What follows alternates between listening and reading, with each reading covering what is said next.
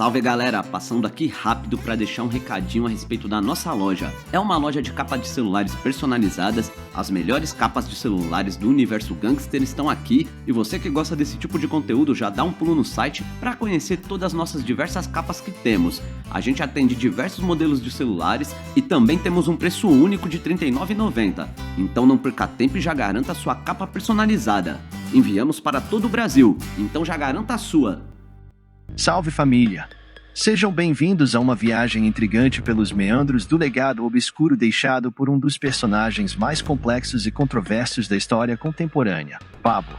Este vídeo é um mergulho profundo nas sombras que envolvem o império do contrabando de pó que ele construiu e nas cicatrizes que ele deixou no tecido da sociedade. Pablo, conhecido como o Rei da Coca, ergueu um império que desafiou fronteiras e definiu a narrativa do contrabando nas décadas de 1970 e 1980. Neste capítulo, exploraremos não apenas os feitos grandiosos desse magnata, mas as camadas mais sombrias e obscuras de sua vida, que transcendem o mero retrato de um gangster. A história de Pablo é como um quebra-cabeça intricado, onde os fragmentos revelam não apenas um homem, mas um fenômeno que moldou o cenário político e social de sua época. Desde a ascensão meteórica até as profundezas do submundo, cada passo de Pablo foi marcado por escolhas extremas, aliados improváveis e inimigos impiedosos. Ao longo desta jornada, desvendaremos não apenas as façanhas impressionantes do império do pó de Pablo, mas também as consequências devastadoras que ecoam até os dias de hoje. Examinaremos os danos colaterais, as vidas perdidas e as comunidades destruídas por sua busca insaciável de poder. Prepare-se para descobrir as complexidades por trás do mito, desafiando as narrativas simplificadas que muitas vezes envolvem esse personagem. Vamos nos aprofundar nos labirintos de suas motivações, nas alianças que forjou e nas traições que sofreu. Este não é apenas um relato sobre um homem e seu império, mas uma exploração dos dilemas éticos, das nuances morais e das sombras persistentes que pairam sobre o legado de Pablo. Convidamos vocês a se perderem neste conto intrincado, onde cada revelação conduzirá a uma compreensão mais profunda de um capítulo histórico que continua a desafiar nossas percepções sobre o bem e o mal. Mas antes deixe o like, se inscreva no canal e ative o sino, para ficar por dentro de todos os lançamentos. Eu também estou deixando meu Pix e o link do Padrinho nos comentários fixados, caso queiram contribuir com meu trabalho. Agora, vamos desvendar juntos o legado obscuro do El Patrón de Medellín. Bora pro vídeo!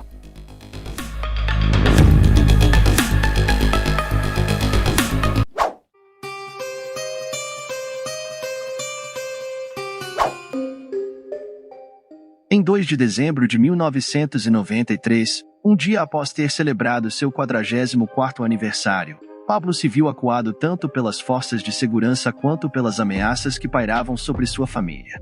O líder da organização tentou negociar sua rendição, propondo como condição a saída do país de sua esposa e filhos.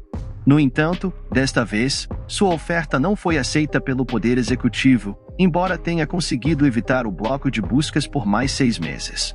A queda de seu último chefe de segurança, conhecido como Angelito em outubro de 1993, o deixou desprotegido sob o comando de sicários de menor escalão.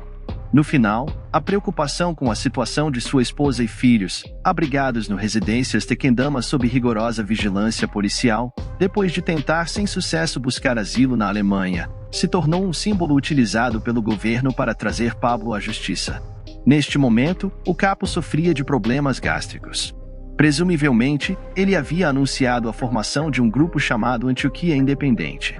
O bloco de buscas dedicou-se à tarefa de localizar Pablo e, após 1 ano e 4 meses de intensas atividades de inteligência, conseguiu rastrear e localizar 6 chamadas que Pablo fez para seu filho em 1º de dezembro de 1993.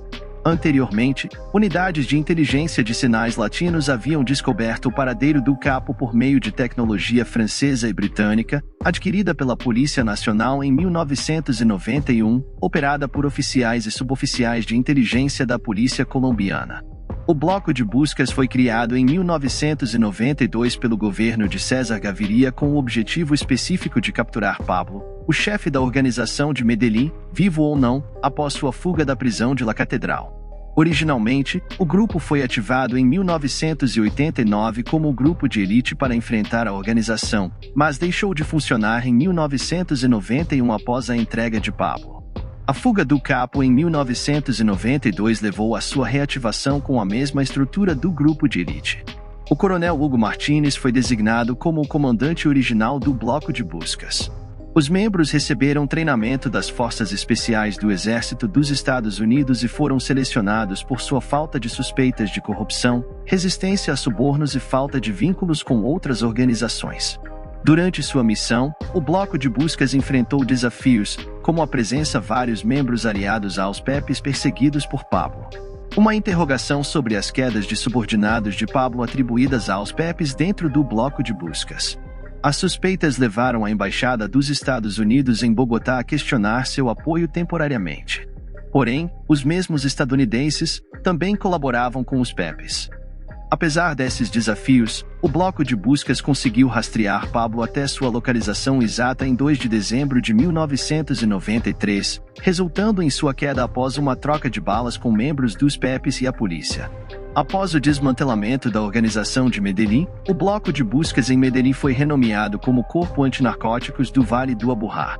Houve uma entrevista com Gilberto Rodrigues Orejuela onde ele afirmou ter contribuído para a aquisição de aparelhos tecnológicos para ajudar na caça a Pablo.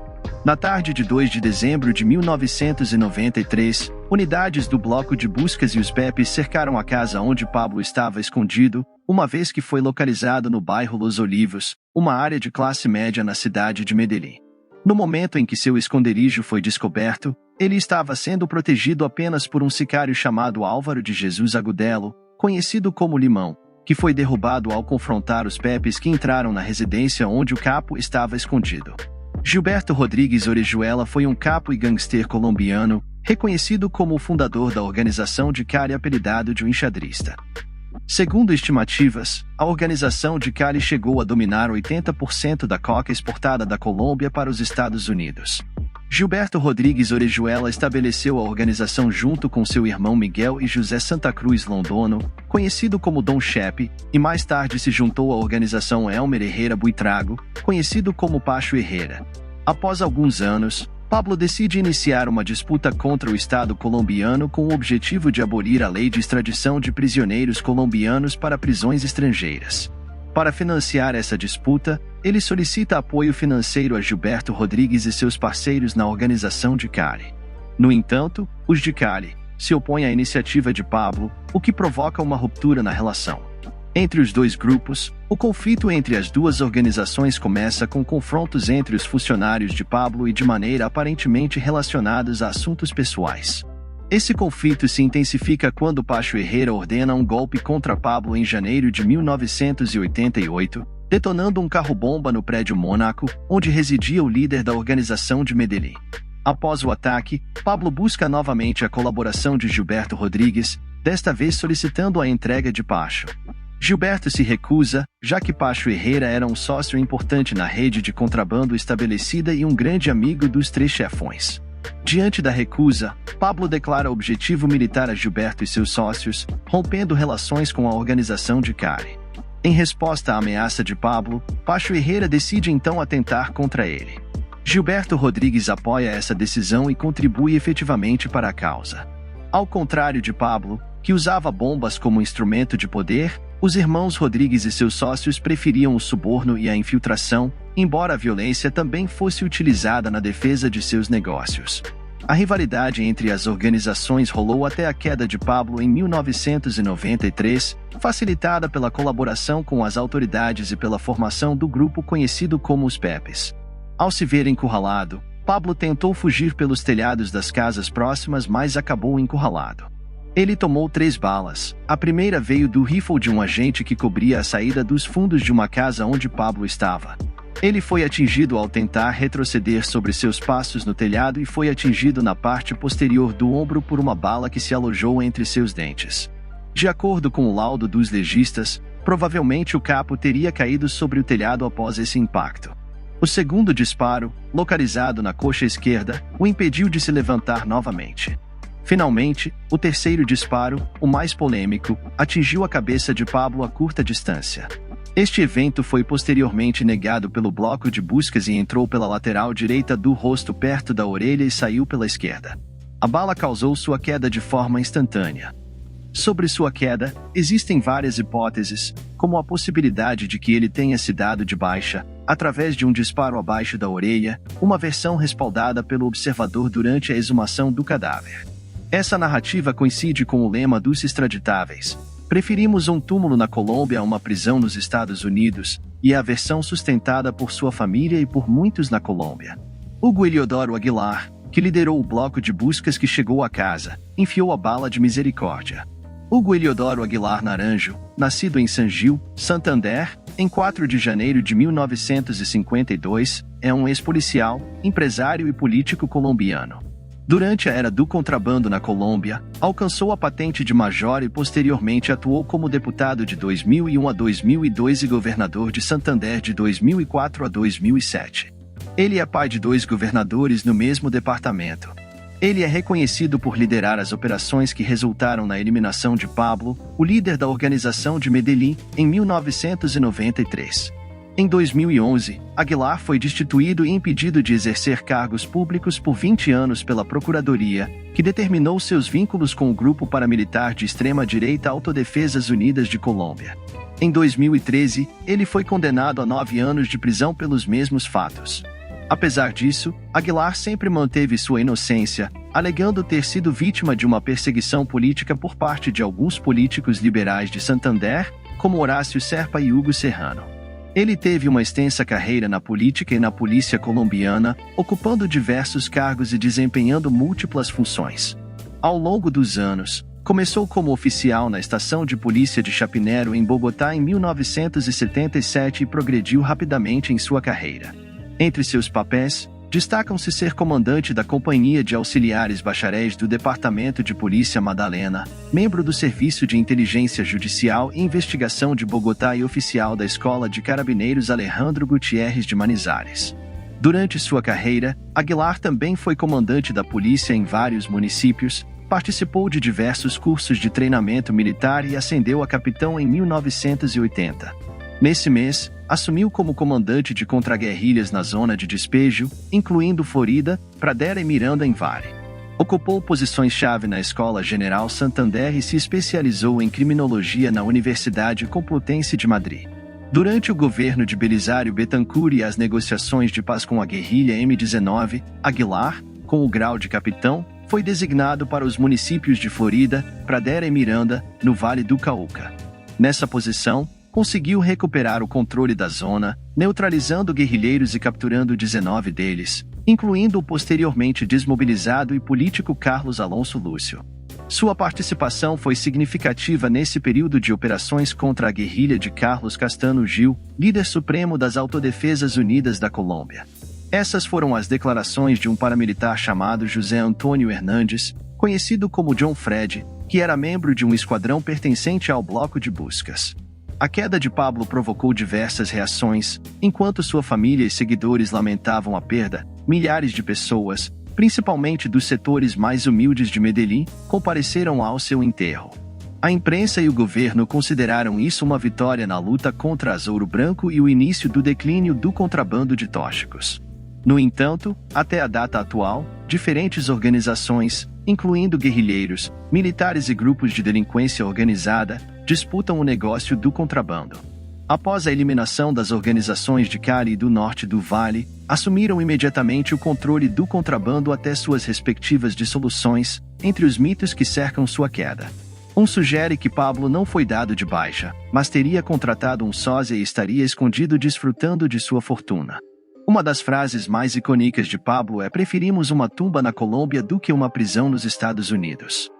Sob esse lema, o capo desencadeou uma insana disputa contra o Estado colombiano, transformando Medellín na capital mundial das quedas na década de 80. Este famoso lema também apoia a teoria de que Pablo acabou com ele mesmo no telhado quando tentava escapar, ao perceber que não havia saída.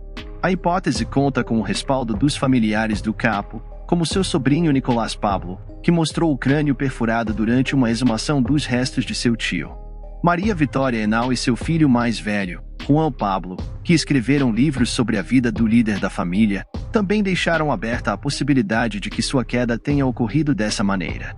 Segundo Juan Pablo, seu pai sempre dizia que o telefone era um sinal de queda porque poderiam os rastrear facilmente. No dia em que ele caiu, ligou tanto para nós que me faz pensar que ele queria que a polícia chegasse e que buscava cair em um confronto. O enterro do ex-chefe da organização de Medellín foi acompanhado por centenas de pessoas em Medellín, a cidade onde consolidou seu poder, lutou intensamente contra o Estado colombiano e passou escondido e doente. Seus últimos meses na cidade geram muitas histórias sobre a vida, excessos, extravagâncias e insanidade do homem que foi o fugitivo mais procurado do mundo. Esses relatos oscilam entre a lenda e a realidade, sendo especialmente notórios nas narrativas do dia em que o chefe caiu. Os PEPs surgiram como uma aliança entre paramilitares, capos, agentes estadunidenses e autoridades que se opunham à organização de Medellín. Ao longo do tempo, foi atribuído a eles o crédito pela queda do chefe há mais de 30 anos. Vários de seus membros, alguns dos quais escreveram livros sobre o tema, argumentam que desempenharam um papel crucial na desarticulação da organização, que, em seu auge, controlava 90% do contrabando global do pó branco. Diego Murilo, conhecido como Dom Berna, um dos líderes dos PEPs que era tanto paramilitar quanto capo, afirma que foi seu irmão quem disparou a bala que acabou com Pablo. Em sua obra Assim Acabarmos com o Patrão, Dom Berna revela sua versão das histórias e das últimas horas do chefe capo. Ele afirma ter sido testemunha de sua queda, indicando que os PEPs enviaram uma mensagem contundente ao enfraquecer o chefe, eliminando seus colaboradores-chave e ameaçando aqueles que lhe prestavam apoio. Dom Berna, que foi extraditado para os Estados Unidos em 2008 por contrabando de ouro branco, assegura que sua organização mantinha contatos com agentes da DEA, da CIA e da polícia colombiana durante a busca por Pablo, e foram eles que acuaram e procuraram o capo mais procurado do mundo, o grupo de busca. Quanto ao momento específico da queda de Pablo, Dom Berna escreve que, devido ao sobrepeso do chefe, seus movimentos eram lentos. Enquanto corria pelo telhado, seu irmão chegou a uma janela, apontou e disparou com um fuzil M16 calibre 556. Segundo Dom Berna, a cúpula dos PEPs celebraram o evento com muita festa e bebidas luxuosas de graça. No dia 2 de dezembro de 1993, outros membros dos PEPs, em entrevistas à imprensa ou depoimentos judiciais, confirmaram que Carlos Castano, um destacado líder das Autodefesas Unidas da Colômbia, foi quem disparou a bala final. Embora haja afirmações de que ele faleceu, a imagem de Pablo continua muito presente e é utilizada para fins políticos. Suas fotografias são comercializadas ao lado das de Che Guevara, e em alguns lugares ainda é venerado como se fosse um santo, com oferendas depositadas em sua tumba. Não só Pablo foi integrado ao circuito turístico de Medellín, mas sua antiga fazenda no campo agora serve como museu, atraindo milhares de visitantes a cada ano. Sua influência é tão significativa que continua a ser utilizada em campanhas políticas, na venda de camisetas e outros produtos em vários países como Áustria, Estados Unidos, Guatemala e México. Além disso, álbuns de figurinhas para crianças, relógios com sua imagem e livros que narram sua vida são comercializados. O cadáver de Pablo foi exumado em 28 de outubro de 2006, a pedido de alguns familiares, para realizar testes de DNA e confirmar a alegada paternidade de um filho extramatrimonial, dissipando qualquer dúvida sobre a identidade do corpo que havia sido enterrado por 12 anos ao lado de seus pais. Um vídeo desse momento foi transmitido pelo canal RCN, o que desagradou a Juan Sebastián Marroquín, também conhecido como Juan Pablo. O filho do falecido capo acusou seu tio Roberto e o sobrinho do capo Nicolás de coordenar o ato, qualificando-os como ratos traidores. Passaram-se muitos anos desde que acabaram com Pablo, mas sua presença permanece tão marcante quanto quando comandava a exploração de toneladas de pó branco e submetia a Colômbia a atentados.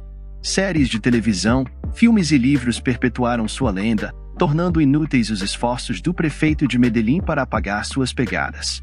Em breve, derrubará o edifício Mônaco, onde Pablo viveu com sua família, transformando-o em uma estação de peregrinação para os turistas, que relembram um passado cheio de loucuras. Também no túmulo do cemitério Montesacro, a lápide colocada por sua mãe, já falecida, tinha a inscrição: "Enquanto o céu existir, existirão seus monumentos e seu nome sobreviverá como o firmamento."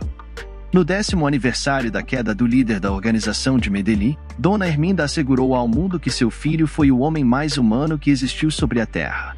Ele era muito bom, mas os pobres o amavam muito e os ricos, nada. Ele ia a passos gigantescos rumo à presidência da República. Nessa data, também compareceu ao cemitério Andrés, um sicário que aprendeu desde criança o ofício com um dos assistentes de Pablo. Todos desejávamos ser capós. Pablo corrompeu a sociedade com sua riqueza, mudando os valores, e caiu aos 44 anos. Apesar da abundância de dinheiro, questiona-se a utilidade de tanta fortuna.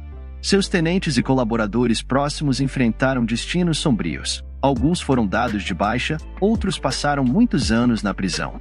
Os sobreviventes vivem em constante temor de serem presos novamente ou de serem alvos de antigos inimigos. Esse destino também alcançou Griselda Blanco, conhecida como a Rainha do Pó Branco e por um certo tempo até próxima a Pablo, que passou 20 anos em prisões estadunidenses, retornou a Medellín discretamente e foi dada de baixa aos 69 anos por um sicário. Popeye, um dos sicários de Pablo, que afirmava ter acabado com mais de 300 pessoas, foi detido no ano passado, após recuperar a liberdade em 2015, ganhando notoriedade por uma série de televisão sobre sua vida e por seu sucesso como youtuber. Porém, o mesmo caiu em 6 de fevereiro de 2020. Os 3 irmãos Ochoa, colaboradores de Pablo no contrabando de pó branco e filhos de um destacado empresário, pensavam que levavam vidas normais até que, em 2001, Fábio, o mais novo, foi preso por continuar no contrabando e cumpriu uma pena de 30 anos nos Estados Unidos. Laquissá, acusado do golpe ao avião de Avianca, no qual caíram os 107 passageiros do avião da Avianca que Pablo fez explodir em pleno voo. A influência de Pablo ainda perdura na cultura do enriquecimento rápido e ilícito, uma prática que ele iniciou e que se consolidou com outros capos, conforme opina segundo Gonzalo Rojas em uma entrevista. A gestão insana e o uso implacável do poder para subjugar a sociedade e o Estado é o método que Pablo encontrou nas décadas de 80 e 90 e que grupos como a AUC, o ELN, as Farc e outros aprenderam dessa lição. O legado amaldiçoado de Pablo também afetou sua viúva e seus 2 filhos, Juan, Pablo e Manuela, que foram rejeitados por várias nações, mas finalmente conseguiram se estabelecer na Argentina. A filha do capo Pablo, apesar de viver em uma época posterior à queda de seu pai, não conseguiu se libertar do peso de seu legado, descrevendo que ainda se sente paralisada, fora de lugar neste mundo. A discriminação dói, mas eles continuam a enfrentar constantemente. Após a queda de Pablo, a família não pôde desfrutar da fortuna acumulada, pois teve que dividir entre os numerosos inimigos de Pablo. Além de serem roubados pelo irmão e a irmã de Pablo, esses inimigos ameaçaram causar danos, sequestrar e dar de baixa em troca de dinheiro como represália pelos atos e danos causados pelo líder da organização de Medellín ao longo dos anos, conforme relatado por Vitória Eugênia Henao. A viúva de um dos homens mais procurados, revelou que alguns inimigos de Pablo buscaram saldar dívidas pendentes em seu livro Minha Vida e Prisão, detalhando os pagamentos que ela teve que fazer após a queda de seu marido, totalizando quase 200 milhões de dólares. Cumprir esses pagamentos foi crucial para garantir a segurança dela e de sua família, evitando represálias que poderiam ter culminado em tragédias. Vitória Eugênia Henao foi obrigada a negociar com os principais chefes do contrabando na Colômbia para saldar dívidas pendentes. Como parte desse acordo, teve que ceder várias propriedades, incluindo algumas que haviam sido confiscadas pelo Estado colombiano. Esse dinheiro seria usado pelos inimigos de Pablo para compensar os investimentos feitos durante as disputas internas entre as organizações, abordando temas como raptos, quedas e danos materiais. Durante as negociações, ela foi acompanhada por uma equipe de 7 advogados e 2 consultores contábeis, que também ajudaram a definir os bens que seriam usados para saldar as dívidas pendentes. Os chefes ofereceram 62 bens pertencentes a Pablo como forma de quitar a dívida pendente. Entre esses bens, vários foram previamente confiscados pelo governo. Embora a reunião tenha sido extensa e tediosa devido à minuciosa seleção dos bens, houve um bom sinal. Aceitaram receber 50% da dívida em bens confiscados, enquanto o restante seria pago com propriedades prontas para comercialização e livres de complicações legais. Segundo a viúva, a apropriação de bens problemáticos tem uma razão. Suas conexões nas altas esferas do Estado facilitariam a lavagem dos bens de Pablo, excluindo seus herdeiros, o que, segundo ela, efetivamente aconteceu conforme uma edição de 1993 da revista Vanity Fair. Pablo arrecadava cerca de 50 milhões de dólares semanalmente. No entanto, após a queda de Pablo, seu império no contrabando desmoronou. No entanto, a família não herdou muito, pois sua riqueza foi arrebatada por organizações rivais que buscavam eliminar o que restava do legado de Pablo. A maior parte de seu dinheiro foi destinada a medidas de segurança, chegando ao ponto de terem que adquirir toda uma planta de um hotel para evitar surpresas. Mesmo o governo teve que intervir, colocando guardas no hotel para protegê-los dos inimigos de Pablo. Mas com o tempo, essa medida se tornou muito cara, à medida que o dinheiro começou a escassear. Para piorar as coisas, Pablo deixou uma grande herança para sua família, porém, seu irmão Roberto e sua irmã Alba Marina roubaram todos os milhares de dólares que o patrão de Medellín havia deixado para sua esposa e filhos. Eles foram obrigados a se contentar com o que conseguiram recuperar do primeiro e terceiro níveis de sua riqueza, que não era muito. Outras organizações, diversos governos e até as autoridades haviam saqueado, confiscado e roubado o que ele tinha. Na segunda categoria, também se encontrava grande parte do dinheiro. Era um mistério, já que Pablo havia escondido bilhões de dólares em diversos lugares da Colômbia. No entanto, surgiu um grande problema. Ninguém tinha ideia de onde estavam esses esconderijos, já que não existia nenhum mapa que revelasse a localização da fortuna oculta de Pablo. Segundo Juan Pablo, após a queda de seu pai, sua tia Alba Marina roubou o dinheiro escondido que Pablo havia deixado em seu esconderijo mais secreto. A soma ultrapassava 15 milhões de dólares. Juan Pablo escreveu que seu tio Roberto também traiu a família e chegou a um acordo com a DEA, que consistiu em escrever um livro no qual se afirmava falsamente que seu irmão havia doado $1 milhão para a campanha do ex-presidente peruano Alberto Fujimori e manteve um relacionamento próximo com seu chefe de inteligência, Vladimiro Montesinos. No entanto, isso não implica que não tenham ocorrido descobertas. Em novembro de 1989, quando Pablo ainda estava vivo, alguém descobriu por acaso $3 milhões escondidos em 3 potes plásticos enterrados. No ano seguinte, outra pessoa encontrou $26 milhões acompanhados de 150 barras de ouro. 20 anos depois, em 2009, outra pessoa encontrou $6 milhões na selva, onde Pablo havia estabelecido várias fábricas de entorpecentes.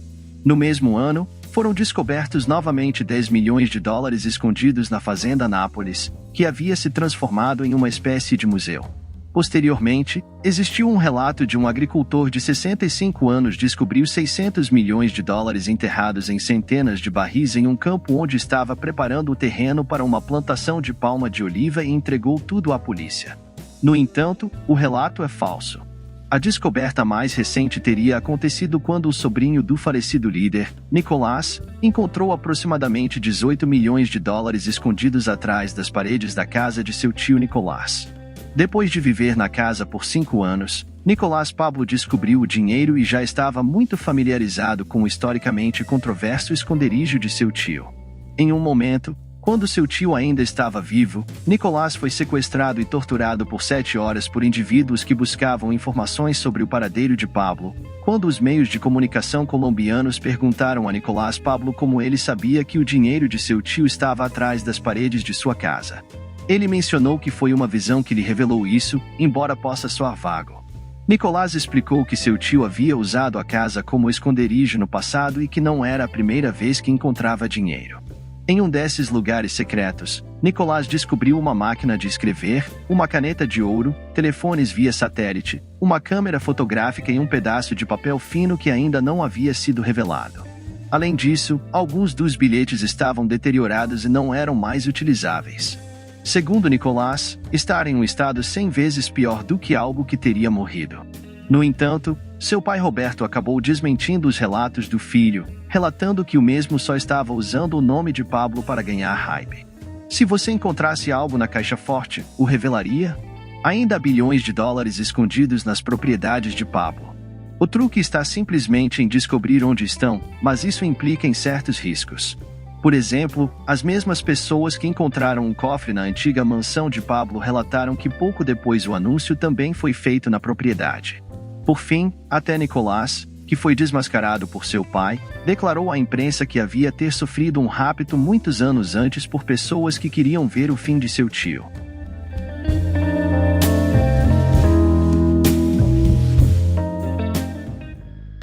Salve família! Sejam todos muito bem-vindos ao canal. Hoje trago mais uma jornada pelas entranhas do submundo da máfia siciliana. Vamos explorar a vida e o legado de um dos mafiosos mais temidos da história, Salvatore Totò Riina. Este homem, conhecido como a besta dentro da Cosa Nostra, não apenas desafiou as leis, mas as moldou à sua vontade durante décadas. Ao longo deste vídeo, mergulharemos na ascensão meteórica de Riina dentro da hierarquia da máfia siciliana, seus métodos insanos, suas disputas com a justiça e, finalmente, sua queda. Preparem-se para uma narrativa envolvente e intrigante sobre o homem por trás da fachada, aquele que se tornou o capo de Tutti Capi, por muitos anos, a personificação de um monstro nas ruas de Palermo. Vamos desvendar a complexidade desse líder implacável, analisando seus feitos loucos, as conexões com políticos e a influência que exercia mesmo atrás das grades. Este vídeo é uma viagem pela mente de um gangster que desafiou todas as convenções, cuja história se entrelaça com a trajetória obscura da máfia siciliana. Me acompanhem enquanto revelamos as façanhas e a crueldade deste homem controverso, que manteve a Sicília sob seu domínio por anos. Preparem-se para descobrir como a saga de Salvatore Riina deixou uma marca indelével na história do crime organizado. Não se esqueçam de se inscrever, deixar seu like e ativar as notificações, pois esta é uma história que vocês não vão querer perder. Sem mais delongas, vamos adentrar o mundo sombrio desse grande capo. Bora pro vídeo!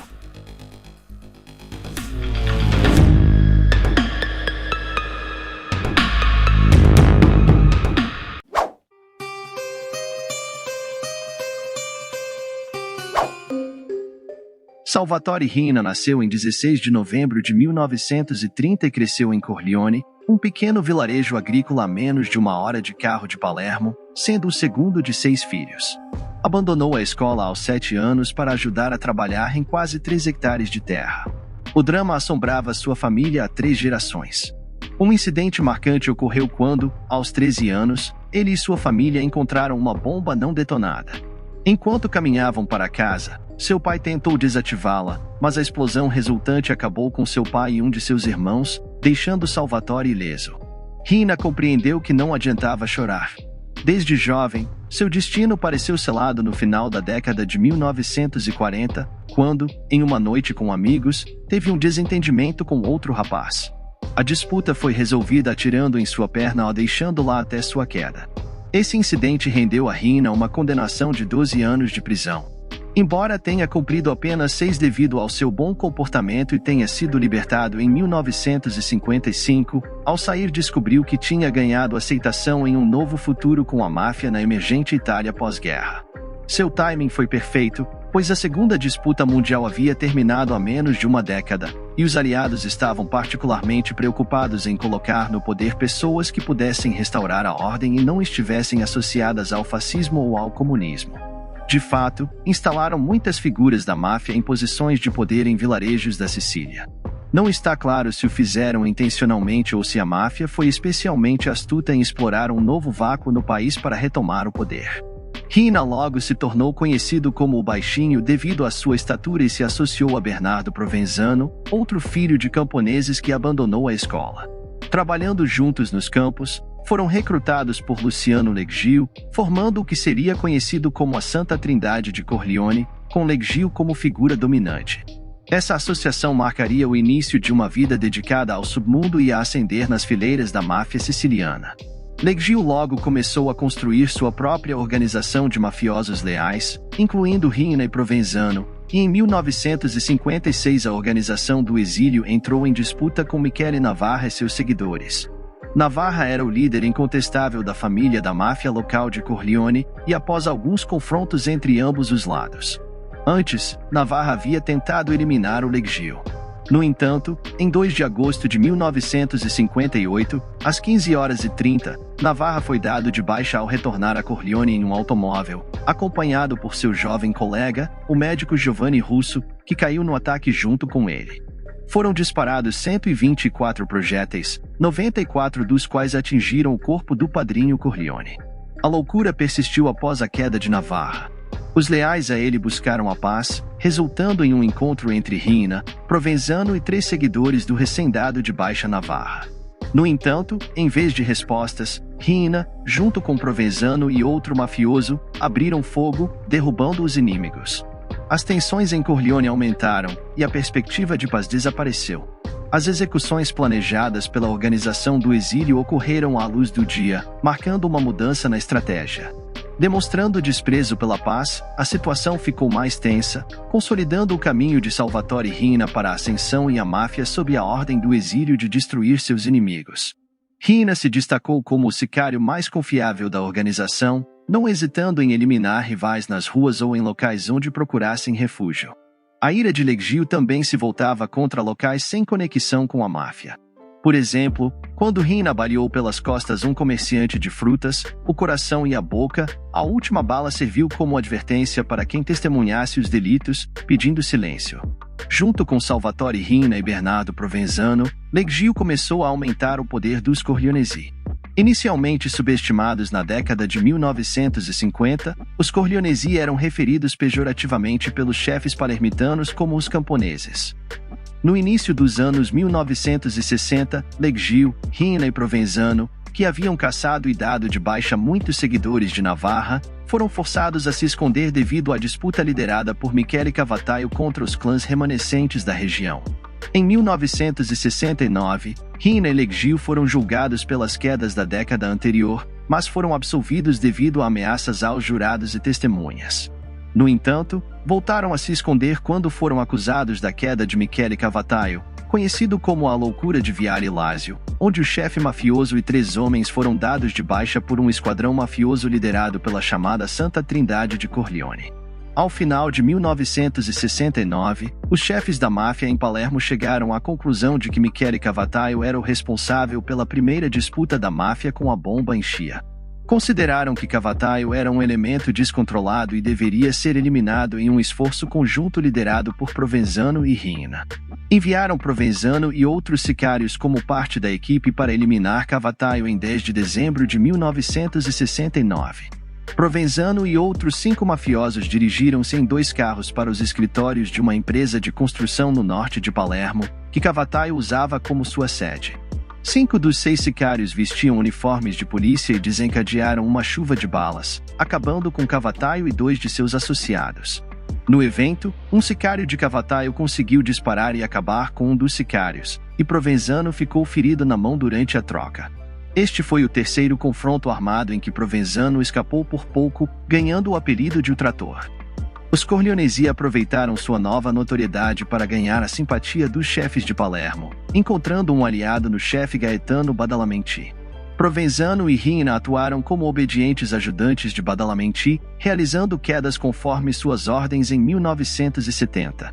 A comissão da máfia siciliana foi reativada e consistia em 10 membros, inicialmente governada por um trio voraz composto por Gaetano Badalamenti, Stefano Bontati e o chefe Corleone, Luciano Leggio.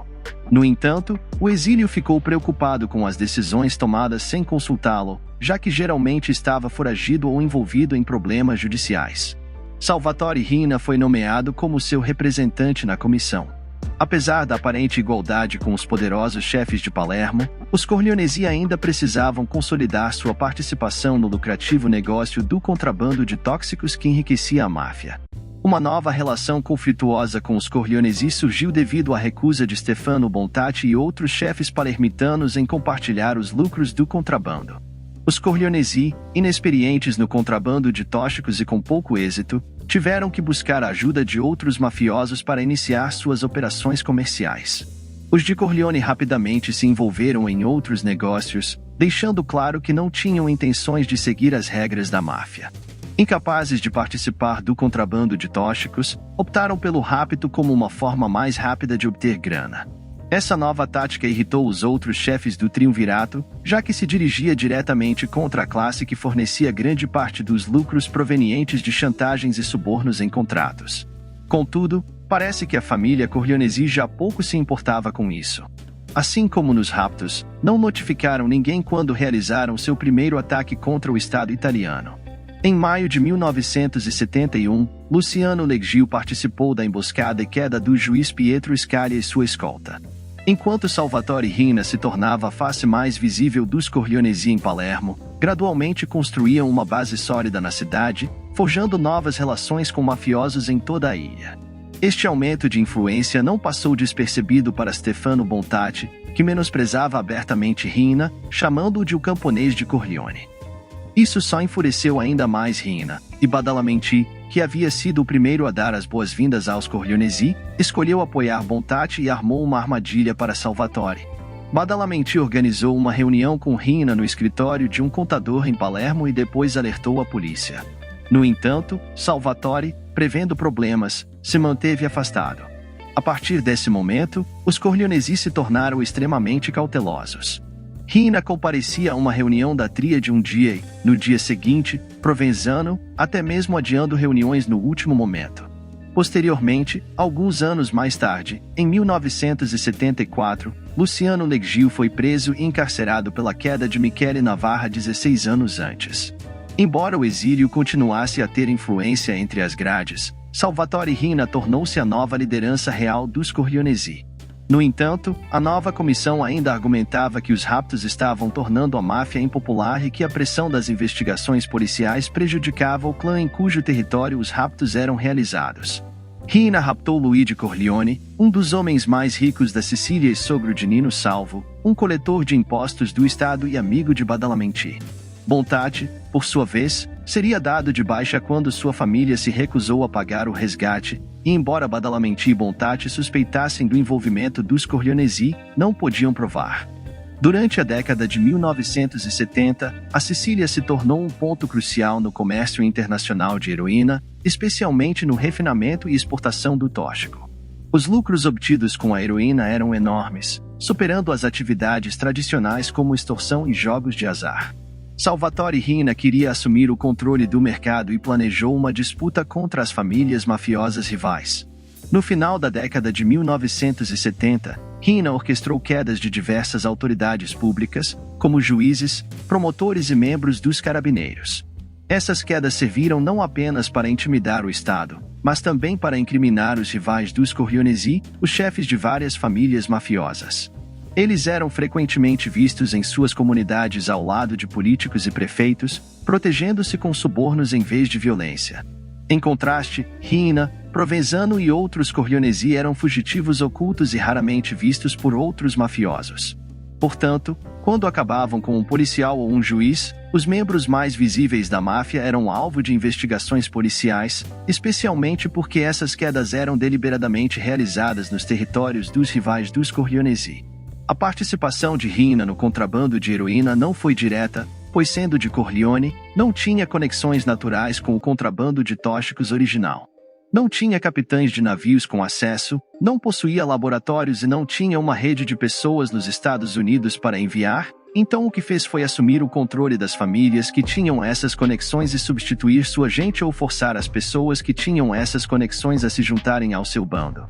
Bem, ele acabou passando geral, os chefes existentes e foi colocando seus tenentes em seus lugares. Assim, obteve o controle de um negócio que não era naturalmente de seu território. Riina não demonstrava interesse em assuntos internacionais, exceto pelo contrabando de tóxicos. Ao mesmo tempo, possuía uma memória extraordinária, lembrando nomes e lugares de tudo o que acontecia, e uma tremenda habilidade para colocar em prática um plano que permitia aos seus homens se infiltrar em famílias e tomar o controle. Dizem que nunca esquecia nenhum agravo ou favor, recompensando aqueles que o favoreciam e eliminando aqueles que o haviam ofendido. De físico robusto, sua aparência era humilde, ao contrário dos membros da comissão que podiam circular na sociedade legítima se apresentando como homens de negócios. Porém, Riina jamais tentou fazer isso. Era conhecido entre seus colegas mafiosos como uma pessoa extremamente insana, com um instinto e habilidade fundamentais para eliminar qualquer um que pudesse representar um perigo para ele. Durante 1981 e 1982, cerca de 1.000 mafiosos foram dados de baixas enquanto Rina dizimava seus oponentes. E eles, por sua vez, tentavam revidar, e pelo menos outros 200 desapareceram sem deixar rastro. Foi realmente uma treta avassaladora, mesmo considerando o histórico de disputas mafiosas na Sicília. Uma das histórias mais aterrorizantes desse período é a da chamada Sala da Queda, um pequeno apartamento em Palermo controlado por um dos homens de Rina. As vítimas eram levadas lá para serem sondadas, se é que me entendem, em busca de informações e depois dadas de baixa antes de serem dissolvidas em ácido ou jogadas ao mar. Um informante afirmou mais tarde que Rina insistia em acabar pessoalmente com seus alvos, embora fossem seus subordinados que se livravam dos corpos.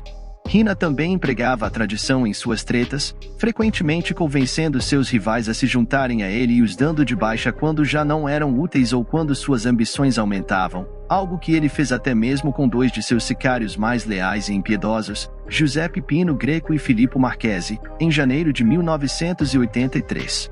Após decidir que Marchesi já não era útil, Rina ordenou que Pino Greco acabasse com ele. 3 anos depois, foi o próprio Rina quem ordenou a Vincenzo Puccio e Giuseppe Lucchesi que acabassem com Greco, após constatar que ele estava muito ambicioso.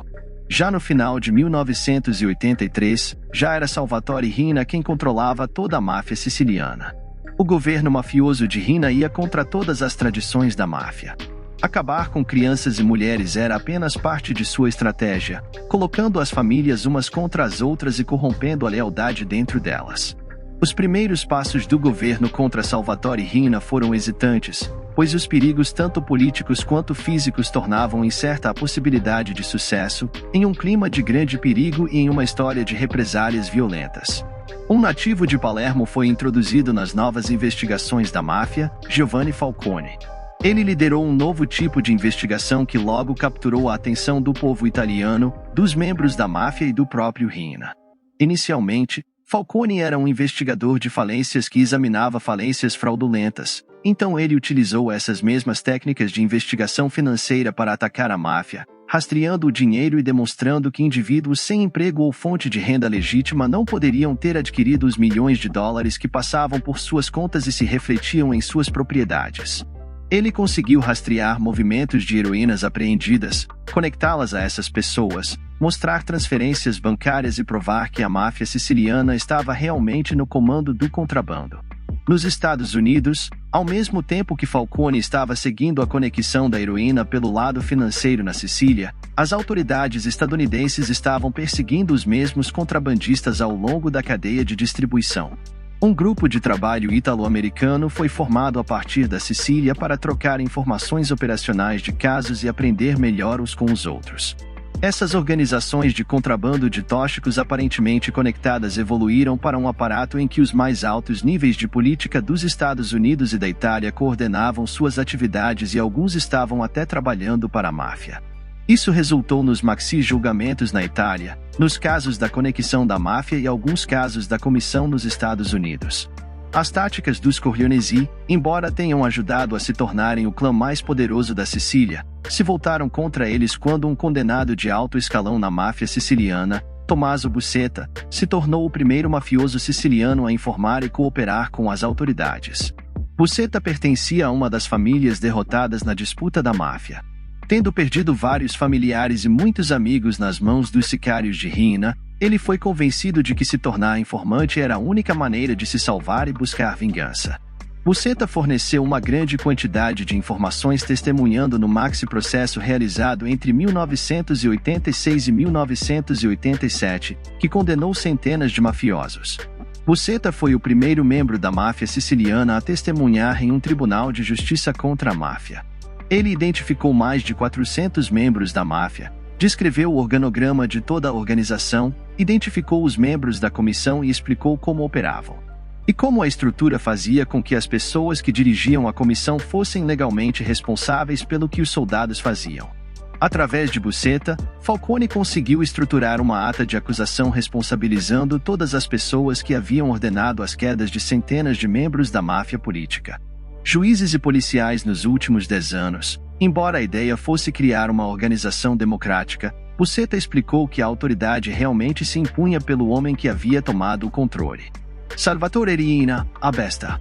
Pela primeira vez, os promotores conseguiram demonstrar uma conexão direta entre as ações dos soldados da máfia e o governo da besta. As confissões de Buscetta e a habilidade de Giovanni Falcone desencadearam uma vasta nova repressão contra a máfia siciliana, levando à prisão de centenas de membros da máfia. Alguns seguiriam seu exemplo e se tornariam testemunhas do governo, enquanto a pressão das forças da ordem se intensificava. A Itália se preparava para um julgamento de proporções sem precedentes. Salvatore Riina não estava preocupado. Os esforços do governo haviam sido derrotados antes e certamente seriam derrotados novamente, mas durante o período em que Falcone estava atrás da máfia, desenvolveu-se um grande apoio público para agir contra a máfia. As pessoas estavam cansadas do que estava acontecendo. Tinham perdido aquele sentido de apoio que a máfia tradicionalmente tinha, onde ajudava as pessoas pobres e as apoiava na resolução de problemas. Após o maxi julgamento, o governo obteve um ataque bem-sucedido contra o crime organizado. Muito disso graças a Tommaso Buscetta. A informação revelada também vinculou figuras governamentais e industriais na Itália à máfia, marcando um ponto de virada a partir de 1987. O maxi julgamento resultou em uma vitória significativa. Dos 450 acusados, mais de 300 foram condenados. Salvatore Riina, apesar de ser um fugitivo desde sua libertação em 1969, foi condenado em ausência, juntamente com outros líderes da máfia, à prisão perpétua. No entanto, sua confiança de que as apelações seriam ouvidas por pessoas favoráveis à máfia o mantinha otimista. Após o maxi julgamento, ocorreu um evento estranho e indicativo da situação na Itália naquele momento. Embora o julgamento tenha sido uma grande vitória, o chefe do escritório de investigação de Palermo decidiu se aposentar, sendo assegurado por fontes governamentais que Giovanni Falcone o sucederia, garantindo a continuidade nas investigações sobre a máfia. No entanto, um magistrado idoso prestes a se aposentar e sem experiência em julgamentos contra a máfia foi nomeado em seu lugar, e Falcone foi recusado para o cargo. Em vez de recompensar os promotores que tiveram sucesso, foram publicamente denegridos, colocados sob investigação por acusações frívolas e sem sentido, tornando suas vidas quase impossíveis. E virtualmente parando as investigações sob o novo e mal preparado chefe de pessoal.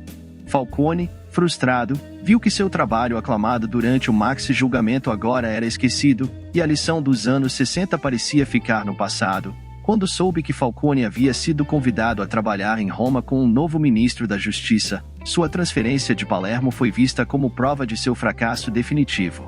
No entanto, Falcone demonstraria ser ainda mais perigoso para a máfia do que antes, planejando um salto mais amplo contra ela quando a Corte Suprema Italiana se recusou a reverter as condenações do maxi julgamento, selando o destino de centenas de mafiosos encarcerados. Foi a estratégia de Riina que havia falhado, não a de Falcone, e os mafiosos estavam furiosos.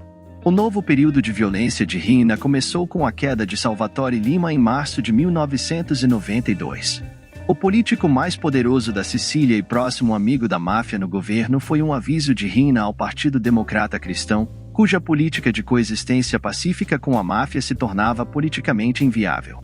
Menos de 3 meses depois, a máfia siciliana deu outro passo em sua escalada contra o governo, e resultou ser o erro mais custoso para Giovanni Falcone. Receber ameaças de queda era parte do seu trabalho, mas isso não parou Falcone. Apesar das ameaças constantes, ele seguia adiante com seu trabalho, tomando todas as precauções humanamente possíveis. Falcone era filosófico a respeitado, não era fatalista e acreditava que o inimigo estava atrás dele, mas queria alcançar o que pudesse enquanto pudesse. No entanto, a máfia liderada por Riina havia planejado cuidadosamente sua queda. Em Palermo, no dia 23 de maio de 1992, o Instituto de Geofísica e Vulcanologia do Monte Erice detecta um pequeno movimento sísmico com epicentro em uma curva da autoestrada que conecta a cidade siciliana de Palermo com o próximo aeroporto. Mas desta vez não era a mãe natureza, e sim a explosão de cerca de 500 quilos de dinamite localizada sob a terra. Isso pôs fim à vida do juiz, símbolo da luta antimáfia na Itália, a vida de sua esposa, também magistrada Francisca Morbillo, e a vida de seus 3 escoltas.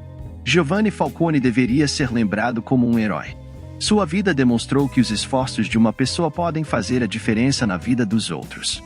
Era um homem notável, alguém que verdadeiramente acreditava na justiça. A reação pública à queda de Giovanni Falcone tomou as dimensões de uma tragédia nacional, a incredulidade. O choque e a indignação varreram o país. Parecia que Riina e a máfia estavam ganhando a guerra, e as pessoas culpavam em parte o governo, estimulando uma espécie de revolta popular e cívica. Em Palermo e outras cidades da Sicília, assim como em toda a Itália, protestos se manifestaram com mulheres pendurando lençóis com mensagens de protesto. Em janelas e varandas em Palermo, juraram continuar exibindo esses lençóis como sinal de protesto até que os sicários de Falcone fossem levados à justiça. De repente, voltou-se a falar sobre os vínculos da máfia com políticos na Sicília, e as novas revelações atingiram o parlamento para dar continuidade ao trabalho de Falcone. Nomearam outro lendário promotor antimáfia como seu substituto, Paolo Borsellino. 2 meses depois, outra explosão abalou Palermo.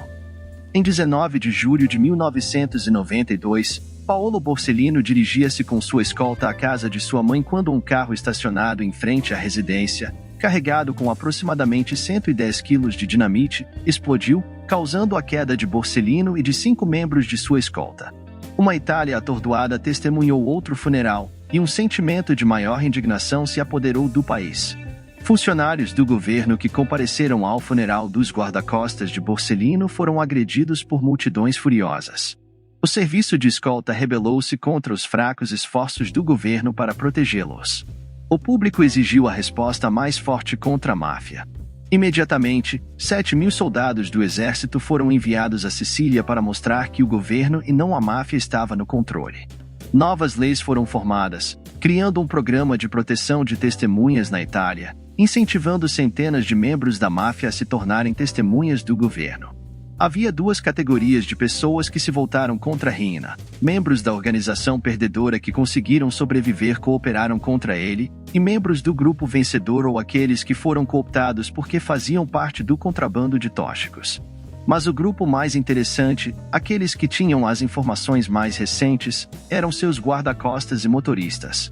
Temendo que estavam prestes a serem dados de baixa, decidiram que a única maneira de se salvarem era cooperar contra Riina. Com o tempo, incluiu um número crescente de pessoas dispostas a cooperar.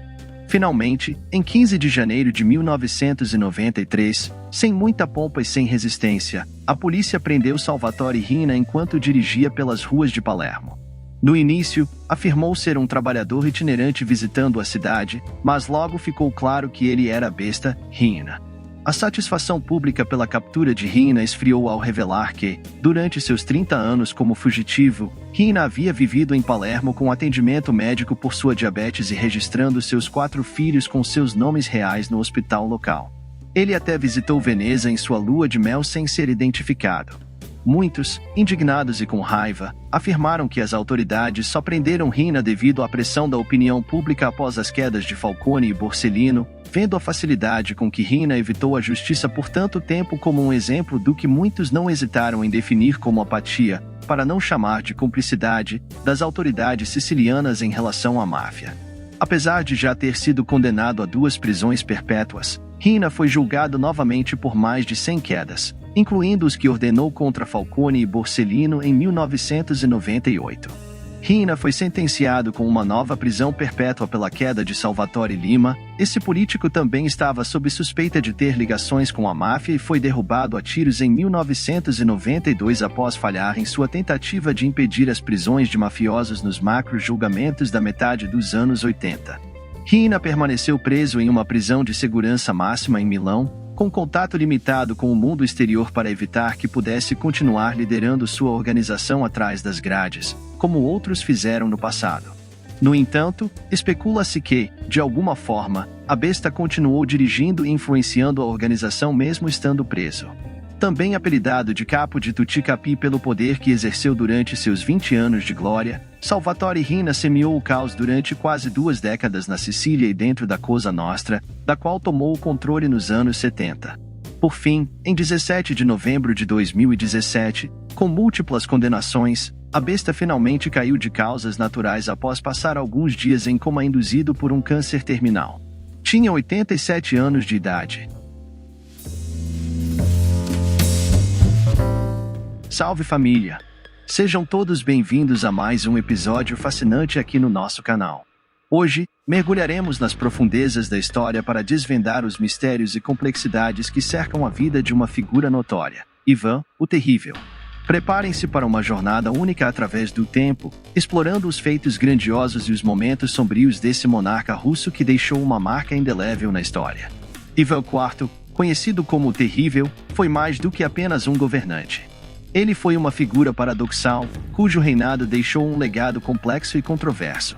Desde suas conquistas territoriais até os turbulentos anos finais, cada capítulo de sua vida é repleto de intrigas, poder e transformação. Ao longo deste vídeo, exploraremos a ascensão meteórica de Ivan ao trono, seus triunfos militares que expandiram as fronteiras russas, e também os momentos sombrios que o tornaram conhecido como o Terrível.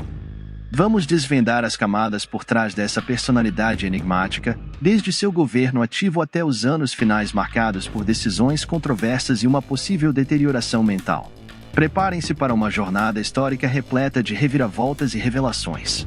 Convido todos vocês a mergulharem conosco na vida extraordinária de Ivan, o Terrível. Se você é apaixonado por história, não há lugar melhor para estar do que aqui, conosco. Deixe seu like, se inscreva e ative o sino, assim você faz com que nosso conteúdo alcance um público maior. Exploraremos juntos o fascinante capítulo da Rússia sob o reinado de um dos líderes mais intrigantes da história mundial. Eu tô deixando meu Pix nos comentários fixado juntamente com o link do Apoia-se. Não se esqueçam de deixar seus comentários e sugestões ao longo do vídeo, pois estamos ansiosos para ouvir suas opiniões. Agora, sem mais demora, vamos começar essa jornada no tempo e desvendar os segredos por trás da vida de Ivan, o Terrível. Bora pro vídeo!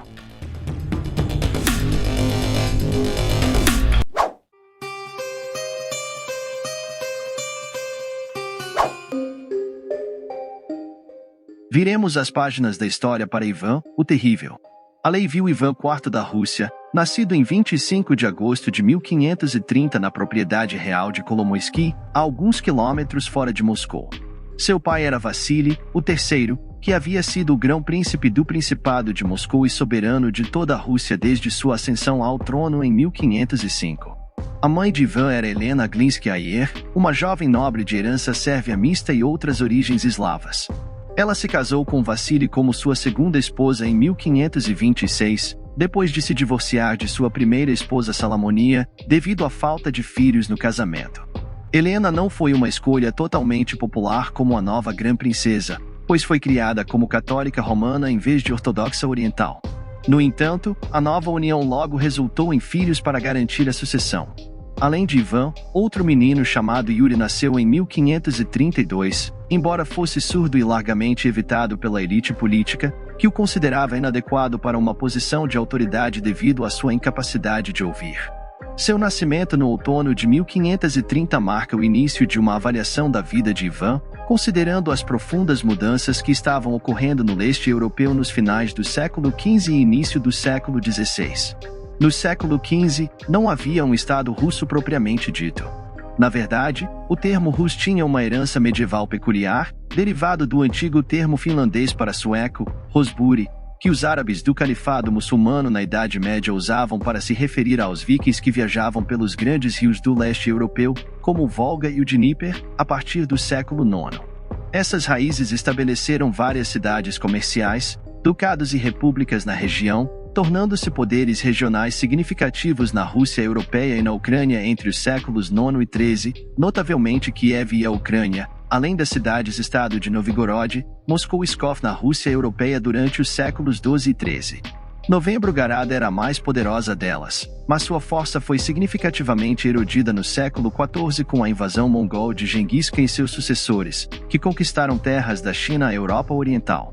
Após a invasão mongol, estados fragmentados começaram a se desenvolver, como a Horda da Crimeia e a Horda Dourada, bem como o Kanato de Kazan na região da Europa Oriental nos séculos XIV e XV. Em comparação com esses estados, o Ducado de Moscou era um reino muito pequeno quando o avô de Ivan, Ivan III, tornou-se seu governante como regente de seu pai cego em 1462. Mesmo vindo de um estado pequeno, Ivan, frequentemente chamado de Ivan o Grande, iniciou um processo de expansão além da cidade de Moscou e da região circundante por centenas de milhas em cada direção, transformando Moscou em uma potência regional em ascensão. Durante esse período de expansão, ele se envolveu em uma disputa prolongada com Nogai no início de seu reinado, onde conquistou parte de seu grande rival entre os estados cristãos ortodoxos do leste da Rússia. Até meados da década de 1470, as conquistas não impediram revoltas que continuaram nos territórios antigos de Nogai por muitos anos. Ivan III também subjugou outras potências rivais russas, como Tavia e Pskov, tendo conquistado essas regiões a oeste de Moscou ou reduzido-as ao status de vassalos. Ivan iniciou uma campanha agressiva contra o Kanato de Kazan, levando o poder de Moscou ainda mais pelo rio Volga. Seu filho, Ivan, o Terrível, continuou esse processo de expansão da influência moscovita enquanto Ivan amadurecia nas décadas de 1530 e 1540. Moscou estava a caminho de se tornar uma potência regional dominante na parte europeia da Rússia, a oeste dos Montes Urais. No entanto, os tártaros da Crimeia e o Kanato de Astrakhan ainda controlavam as partes inferiores do rio Volga e as regiões ao norte do Mar Negro. Isso impediu que os reis moscovitas tivessem poder regional completo quando Ivan se tornou o governante do país na metade do século XVI. O reinado de Ivan começou muito antes do que muitos esperavam. Embora seu pai Vassili ainda fosse um homem relativamente jovem pelos padrões da época, ele desenvolveu um grande abscesso em seu quadril direito durante o início da década de 1530, enquanto caçava em meados de novembro de 1533. Ele começou a ter dores crônicas e sangrou incessantemente do abscesso. Apesar de ser tratado por vários médicos nos dias seguintes, a hemorragia não pôde ser interrompida. Vassili foi transportado de volta a Moscou, onde sobreviveu por mais de uma semana, sendo investido como monge, atendendo a seu último pedido. Antes de morrer em 3 de dezembro de 1533, provavelmente de septicemia ou envenenamento do sangue, em vez de perda de sangue. Embora Ivan devesse ter sucedido suavemente a seguir, sua juventude e a impopularidade de sua mãe, que atuara como regente durante seus anos de infância, foram problemas. Vários outros pretendentes surgiram como potenciais rivais para a sucessão de Ivan, incluindo o príncipe Andriy Starinsky e o príncipe Yuri Ivanovich, 2 irmãos mais novos de Vasilis. No final, a nobreza moscovita e o estabelecimento da Igreja Ortodoxa concordaram com a sucessão de Ivan com base na declaração em seu leito de morte de seu pai, de que todos, independentemente da idade, deveriam sucedê-lo. Levaria muitos anos antes que Ivan estivesse em posição de desempenhar um papel ativo no governo de Moscou e da Rússia. Nesse ínterim, sua mãe desempenhou o papel de regente junto a um conselho de regência composto por alguns dos nobres e líderes da igreja mais proeminentes da época. No entanto, essa disposição durou apenas até 1538, quando Helena morreu muito jovem, provavelmente antes de completar 30 anos. Acredita-se amplamente agora que ela foi envenenada como parte de um golpe clandestino orquestrado na corte moscovita pela poderosa facção Shuiski. Isso se encaixaria certamente com as ações tomadas após a morte de Helena pelo príncipe Vasily Vassilievich da família Shuiski para assumir o poder de outros rivais, como o príncipe Ivan Balsky. Ele então libertou seu primo André Mikhailovich da prisão, onde estava detido há algum tempo, devido a suspeitas sobre sua lealdade ao governo de regência de Helena. Vassili e André atuaram como governantes de facto da Rússia de 1538 a 1547, quando Ivan finalmente começou a reinar por direito próprio. Nesse meio tempo, durante esses anos, Ivan foi tutelado por vários homens proeminentes do conhecimento, em uma decisão relativamente inovadora de começar a educar um príncipe russo nas novas correntes humanistas de aprendizado e educação que estavam chegando à Rússia da Europa Ocidental e Central no século XVI. Como resultado, Ivan se tornou uma força para modernizar o Estado moscovita. A menoridade de Ivan chegou ao fim no início de 1547, quando ele tinha quase 16 anos e meio. Ele foi formalmente coroado como Grão-Príncipe Ivan IV em 16 de janeiro de 1547, na Catedral da Dormição no Kremlin de Moscou. Esta foi uma cerimônia que mesclava diferentes tradições herdadas da Igreja Ortodoxa Oriental, que Moscou havia se tornado o centro global após a queda de Constantinopla para os otomanos muçulmanos em 1453. Embora profundamente influenciada pela ortodoxia grega, a cerimônia também se inspirava em coroações mongóis e outras asiáticas. Moscou era uma terra misturada entre o Ocidente e o Oriente em suas tradições, mostrando influência de ambos, embora muitos governantes adolescentes em todo o mundo e ao longo do tempo tenham ascendido ao trono apenas para serem manipulados por conselheiros e familiares por décadas. Ivan deixou claro, mesmo como adolescente, que pretendia governar por conta própria. Embora não tenha afastado completamente aqueles que detinham poder, ele reduziu drasticamente sua influência nos assuntos governamentais no final da década de 1540.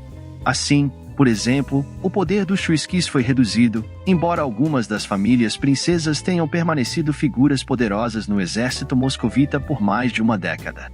Foi nesse momento que ele assumiu o controle absoluto do governo e adotou o título de czar de toda a Rússia. Alguns acreditam que Ivan foi o primeiro governante moscovita a adotar esse título. Na realidade, seu avô Ivan III começou a usar o título em parte de sua correspondência no final do século XV, mas Ivan IV foi o primeiro governante a adotá-lo formalmente como seu título incontestável.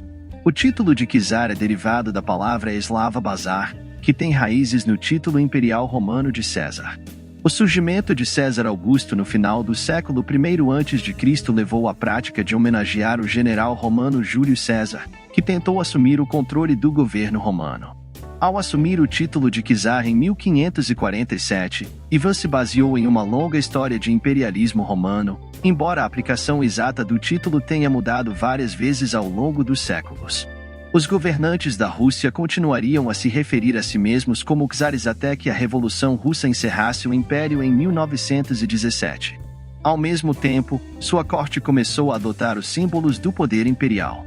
Um visitante a Moscou na década de 1560, por exemplo, teria sido conduzido a uma corte imperial, onde Ivan estava sentado em um grande trono com cenas que retratavam histórias do Antigo Testamento e motivos da mitologia e história russa. Enquanto Ivan usaria a coroa de Kazan em sua cabeça, uma grande coroa imperial cunhada em ouro e muitas gemas inestimáveis. O reinado de Ivan foi atingido por uma crise quase exatamente ao mesmo tempo em que ele começou a governar por conta própria. Essa crise girou em torno do primeiro de dois grandes incêndios que atingiram Moscou durante o reinado de Ivan. Incêndios enormes, que destruíram grandes partes de cidades importantes, não eram incomuns durante o início do período moderno e eram normalmente alimentados pelo fato de que a madeira era amplamente utilizada na construção de casas, com velas e fogo sendo usados para iluminação e aquecimento em uma era anterior à eletrificação e aquecimento doméstico. Além disso, os serviços de combate a incêndios eram virtualmente inexistentes como parte da vida municipal. No caso do grande incêndio de Moscou de 1547, ocorreu em 24 de junho, no auge do verão. O inferno começou perto do centro da cidade, mas realmente se tornou um desastre de proporções épicas quando se espalhou para o distrito do Kremlin e entrou no arsenal militar lá, causando uma enorme explosão no depósito de pólvora. Nas horas seguintes, o fogo se espalhou descontroladamente, eventualmente cobrindo toda Moscou e deslocando mais de 70 mil pessoas, aproximadamente metade da população. Mais de 2.500 pessoas perderam a vida no desastre, o que também levou a um aumento da agitação social e uma insurreição contra a família materna de Ivan, a poderosa família Glinsky. Eles foram percebidos como tendo governado durante a minoridade de Ivan e foram injustamente condenados como responsáveis pelo incêndio e seu impacto insano. Um membro da família, Yuri Glinsky, foi apedrejado até a morte nas ruas de Moscou no rescaldo do incêndio. Mas eventualmente o governo de Ivan conseguiu restaurar a estabilidade na cidade. Moscou se recuperou rapidamente nos anos seguintes, mas, como veremos, este não foi o único grande incêndio que impactou a capital russa durante o reinado de Ivan. Durante o final da década de 1540 e ao longo da década de 1550, período que abrangeu a primeira década e um pouco mais de seu reinado, Ivan teve uma vida pessoal e editável significativamente estável. Grande parte disso se deveu ao seu primeiro casamento, que ocorreu em 1547, quando Ivan ainda era um adolescente e quase ao mesmo tempo em que foi coroado grão-príncipe.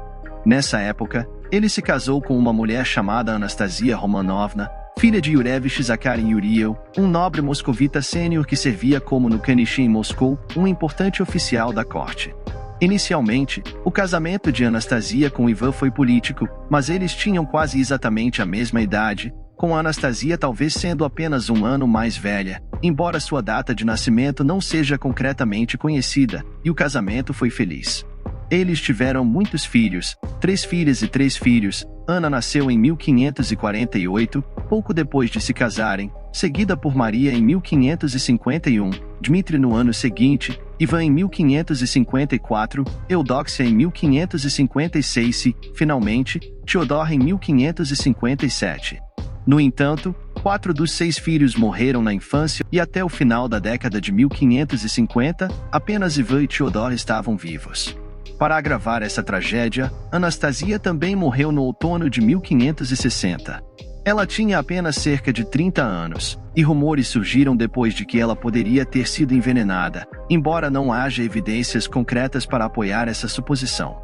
Mais amplamente, a morte de Anastasia levou a uma mudança no comportamento de Ivan na década de 1560, se houver um ponto em que seu governo se tornou mais tirânico. Foi como se a influência moderadora dela sobre ele fosse removida a partir de 1560 em diante.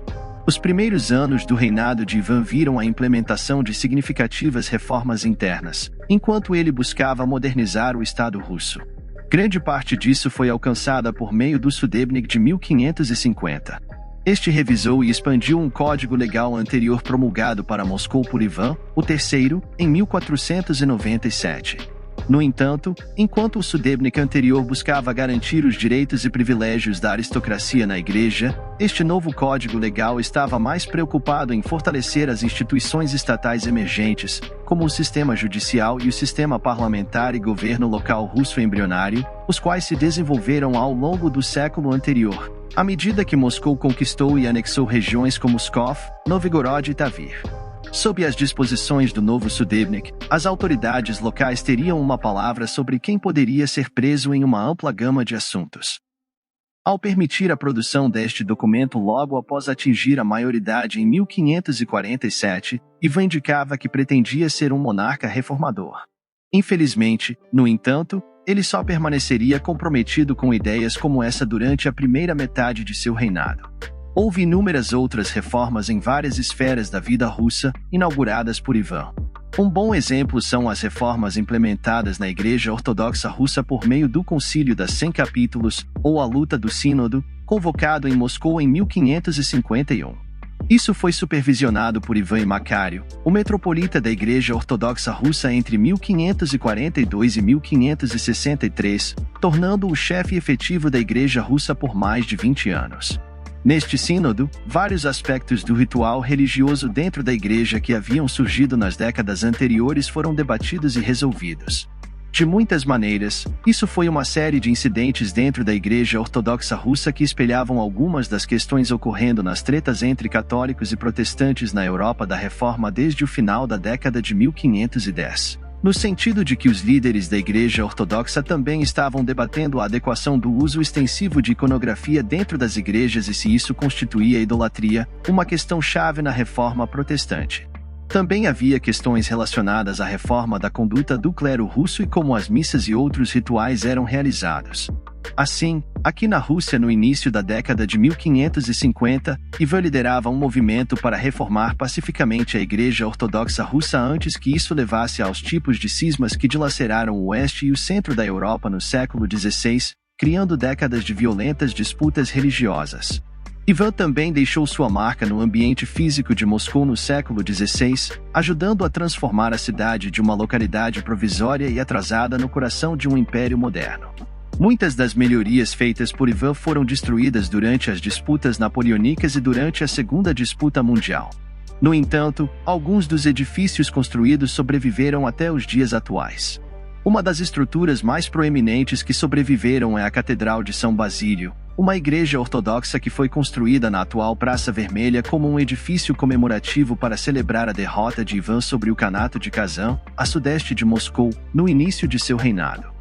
Ela é instantaneamente reconhecível por suas numerosas torres de cores envolventes e é única em termos de estilo arquitetônico, mesclando elementos orientais com formas arquitetônicas derivadas da Igreja Ortodoxa Oriental e do Antigo Império Bizantino.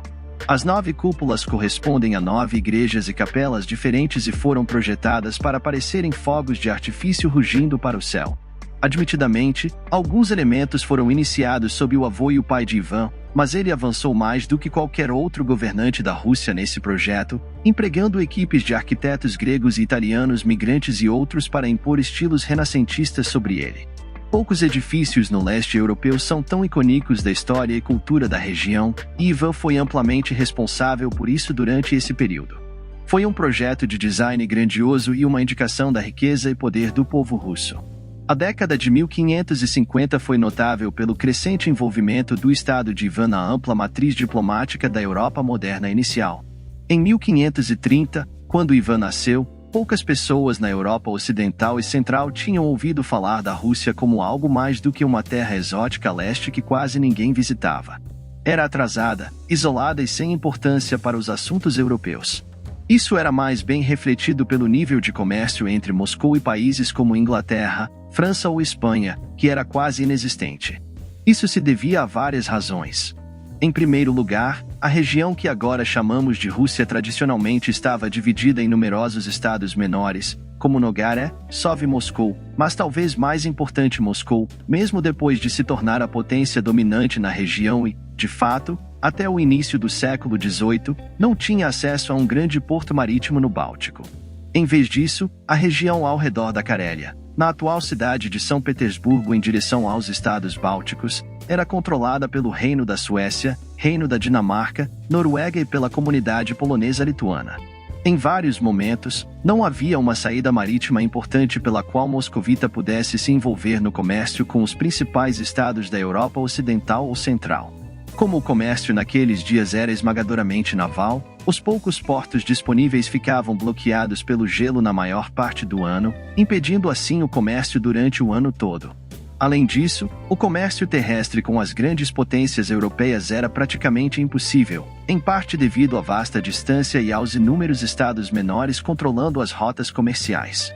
Assim, Moscou permaneceu isolada no século XV e início do século XVI.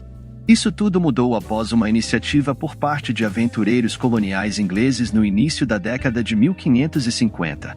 Durante o século XVI, a Europa estava inflamada com conflitos continentais entre as várias potências. Algumas dessas batalhas decorriam de rivalidades de longa data entre famílias reais. Em grande medida, isso decorreu das divisões entre nações protestantes e católicas. Inglaterra e Espanha começaram a desenvolver uma rivalidade mais profunda. A Inglaterra era uma espécie de ponto fora da curva na política europeia antes do século XVI, considerada um reino menor e uma região periférica em comparação com o Sacro Império Romano-Germânico dos Habsburgos e o Império Espanhol. Os monarcas ingleses estavam ansiosos para expandir seu poder e integrá-los mais plenamente na política europeia. Uma maneira pela qual a Inglaterra buscou reduzir essa lacuna foi expandindo seu comércio ultramarino e sua expansão territorial. Alguns de seus primeiros esforços vieram logo após o explorador italiano Cristóvão Colombo ter descoberto as Américas para a Espanha ao desembarcar no Caribe em 1492. Na verdade, foi John Cabot, outro italiano a serviço do rei Henrique VII da Inglaterra, quem primeiro desembarcou no continente da América do Norte em 1497. Não foram os exploradores espanhóis, mas sim os ingleses, que continuaram a procurar novas rotas navais nas décadas que se seguiram. Em particular, eles estavam interessados em descobrir uma passagem via Américas ou Ásia para o Oceano Pacífico, seja pelo Noroeste ou Nordeste, a fim de acessar os mercados asiáticos, especialmente chineses, durante o início de 1550. Exploradores ingleses como Stephen Burrows e Hugh Villoguigui buscaram encontrar a passagem pelo Nordeste, navegando ao norte da Rússia. Eles nunca alcançaram seu objetivo, e só no século XIX essa empreitada se tornaria possível. No entanto, conseguiram estabelecer contato com o estado da Moscóvia, navegando ao norte da Escandinávia e desembarcando no Mar Branco, perto do porto de Archangelsk. Em 1555, a Companhia Moscovita foi fundada em Londres como a primeira companhia de ações já criada, e ao longo da segunda metade da década de 1550, um comércio constante se desenvolveu entre Rússia e Inglaterra. O governo de Evans enviava pêres e outros itens para Archangelsk, a serem enviados para a Europa Ocidental, enquanto os ingleses enviavam mercadorias europeias ocidentais e conhecimentos sobre o desenvolvimento científico e cultural do Renascimento para a Rússia. O isolamento de Moscou estava acabado. A chegada dos ingleses e o estabelecimento de laços comerciais entre as duas nações na década de 1550 foram apenas um aspecto da infiltração da sociedade europeia na Moscóvia durante o reinado de Ivan. Outro aspecto notável foi a extensão da Revolução da Impressão para a Rússia. As primeiras prensas de tipos móveis foram inventadas na Europa, nas regiões fronteiriças entre a França e a Alemanha, no meio do século XV, e se espalharam nas décadas seguintes para grandes cidades como Paris, Veneza, Antuérpia e Londres. No entanto, em alguns casos, levou até o século XVI para cidades como Dublin, na Irlanda, ou algumas partes dos Balcãs, terem uma imprensa estabelecida. Moscou era uma grande exceção. Não foi até a criação da gráfica de Moscou em 1553, em grande parte sob a direção de Evas, que a primeira grande indústria de impressão doméstica começou a surgir. Na Rússia, assim como na imprensa de outros países, as primeiras obras produzidas e publicadas pela gráfica de Moscou foram textos religiosos, como um livro nosso e saltério. No entanto, assim como em outras partes da Europa, as prensas de impressão russas logo foram submetidas a enormes níveis de censura governamental. Na década de 1570, isso se tornou particularmente agudo, à medida que o reinado de Ivan se tornava cada vez mais autocrático. O reinado de Evas foi um dos mais importantes no surgimento inicial do Estado russo, na medida em que ele deu continuidade ao trabalho iniciado, principalmente por seu avô no final do século XV. Seu objetivo principal era concluir a conquista dos tártaros mongóis e estados, que ainda detinham uma grande quantidade de terras. Descendo o curso do rio Volga em direção às margens setentrionais do Mar Cáspio e também mais a oeste nas margens setentrionais do Laxi, todas as terras que tinham acesso a águas quentes ou portos livres de gelo. Novamente, esse trabalho já havia começado décadas antes, mas Ivan, o IV, o levaria à conclusão nos anos 1550 e 1560. Um dos métodos que ele utilizou foi aliar a Rússia aos cossacos da estepe Póntica Cáspia, perto das montanhas Urais. Eles eram uma aristocracia de cavalaria que havia governado grande parte dessa região por séculos e mantido uma semi-autonomia, mesmo quando os mongóis estabeleceram a Horda Dourada e o Kanato da Crimeia no século XIV. Agora, ao cultivá-los como aliados, Ivan conseguiu conquistar rapidamente o Kanato de Kazan, a sudeste de Moscou, assegurando a cidade e o noroeste da Rússia em geral contra ataques. Com isso feito, Ivan se moveu rapidamente meados de 1550 para atacar alguns dos estados sucessores mongóis ao sul de seu império. Isso incluiu a Horda Nogai, um poder regional ao longo das margens orientais do Mar Cáspio, no que é agora o Cazaquistão, mas que também tinha terras mais ao norte. Entre 1554 e 1556, os exércitos de Ivan caminharam para o sul em direção ao Cáspio contra a Horda Nogai e o Kanato de Astrakhan. Em 1556, Astrakhan, na foz do rio Volga e ocupando a entrada do rio no Mar Cáspio, foi finalmente conquistada pelos russos, adicionando uma das cidades mais estratégicas de toda a região ao Império Russo e também um importante centro econômico. A partir dessa data, a Rússia começou a se tornar sinônimo da produção de caviar, já que foi aqui, nas partes inferiores do Mar Cáspio, que os esturjões que produzem caviar eram capturados em abundância. Uma nova fortaleza russa foi construída aqui para servir como uma importante fortaleza para o domínio russo na entrada do Cáucaso. Assim, até o final da década de 1560, Ivan havia estendido o Estado russo para o sul até o Mar Cáspio e estava transformando a região de um ponto geopolítico muçulmano para um centro russo ortodoxo. As disputas de expansão continuaram nos anos 1560. A mais notável de todas foi a primeira disputa rússio-turca, que ocorreu entre 1568 e 1570. Ao entrar nessa disputa, Ivan estava levando a Rússia para seu primeiro confronto direto com o Império Otomano. A Rússia acabaria regularmente em conflito com os otomanos pelos próximos 3,5 séculos, até o final da Primeira Disputa Mundial. Os otomanos iniciaram essa primeira disputa na esperança de expulsar os russos da região do Baixo Rio Volga e de Astrakhan depois que a conquistaram. No meio da década de 1550, foi um desastre para os otomanos. Eles foram repelidos da região de Astrakhan e, em seguida, seus exércitos enfrentaram condições climáticas tão adversas na retirada em direção ao Cáucaso e à Turquia que milhares de soldados morreram congelados, e sua frota na região também foi gravemente prejudicada. Na época, o Império Otomano era um dos jogadores mais poderosos e influentes nos assuntos europeus. O sucesso de Ivan foi uma das poucas vitórias cristãs significativas da época. Com o tempo, os conflitos entre o Império Otomano e o Império Russo passariam a se concentrar mais no Mar Negro e, eventualmente, nos Balcãs, à medida que a Rússia tentava expandir sua influência em regiões como Moldávia e Romênia. No entanto, essa seria uma tarefa para uma geração muito distante de Evas. Houve um último teatro de conflito para os russos durante o reinado de Ivan, e foi com os tártaros da Crimeia ou o Kanato da Crimeia, mais um dos estados sucessores mongóis que haviam surgido nos séculos XIV e XV para dominar grande parte das margens norte do Mar Negro. Nos primeiros anos de 1570, após o término da disputa rússio-turca em Astracan, o líder crimeano Kandev Giray começou a lançar ataques agressivos pelo rio Nepa e outros cursos d'água nas regiões de Donetsk e Donbas em direção a Moscou. À medida que isso acontecia, Eva e os russos foram obrigados a começar contra-ataques. No entanto, não haveria um resultado decisivo aqui durante o reinado de Eva. Mas uma das principais preocupações militares do Estado russo ao longo dos próximos 2 séculos seria conquistar a região da Crimeia e obter um porto no Mar Negro, que serviria como um canal para a expansão da Grande Rússia no Cáucaso e no nordeste dos Balcãs. Embora esses processos fossem lentos e graduais, levando até o final do século XVIII para dar frutos em grande parte, é muito significativo que esses objetivos geopolíticos tenham sido desenvolvidos pela primeira vez durante o reinado de Ivan. De muitas maneiras, as consequências deles ainda são sentidas no início do século XXI. As disputas com os tártaros da Crimeia e Astracan, bem como os turcos, embora geralmente bem-sucedidas para Ivan, tiveram um impacto indesejado de levar à segunda grande destruição de Moscou. Durante seu reinado, a cidade foi reconstruída e ressurgiu como um importante centro urbano após o incêndio devastador de 1547. Mas em 1571, foi devastada novamente. Desta vez, não foi devido a um incêndio urbano acidental.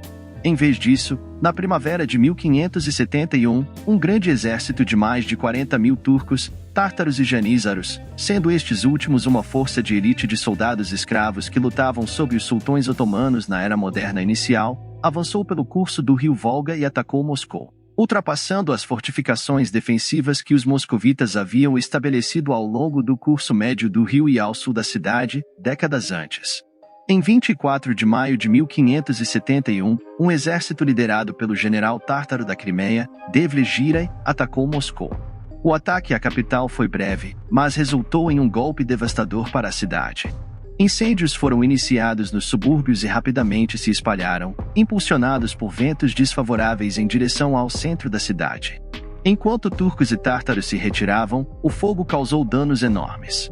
Historiadores discordam amplamente sobre o número exato de vítimas, mas a maioria o situa na faixa de dezenas de milhares de mortes, e a cidade ficou devastada de uma maneira que não seria vista novamente até 1812, quando os exércitos de Napoleão Bonaparte tomaram Moscou e os russos incendiaram a cidade para evitar que caísse nas mãos francesas. Consequentemente, a cidade que Ivan herdou na década de 1530 era muito diferente daquela que estava lá quando seu reinado terminou, pois Moscou foi devastada 2 vezes por grandes incêndios durante seu reinado em 1547 e 1570, e teve que ser reconstruída em 2 ocasiões. Um dos elementos menos observados do reinado de Ivan, mas que moldou o mundo moderno em grande medida, foi a expansão do Estado russo sobre as montanhas Urais e para o que agora chamamos genericamente de Sibéria. Atualmente, a Rússia estende seu controle da Europa até o Oceano Pacífico e abrange 11 fusos horários. Quando Ivan ascendeu ao trono como o primeiro czar da Rússia, Moscóvia e a Rússia eram apenas um pequeno estado centrado na cidade de Moscou, com algumas terras ao sul ao longo do rio Volga.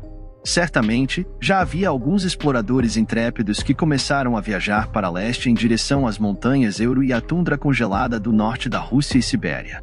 No entanto, pouco havia sido feito em termos de colonização concertada dessa região. Foi durante os últimos anos do reinado de Ivan que esse processo começou de maneira coordenada, e a expansão gradual do Estado russo para o maior país geográfico do mundo começou. A primeira grande expansão para o leste ocorreu em 1580, quando uma pequena força de pouco mais de 500 cossacos, guerreiros russos e eslavos montados da estepe pôntica Cáspia, viajou para leste sobre as montanhas Urais, que se estendem em uma grande linha desde as margens norte do Mar Cáspio até o Círculo Ártico.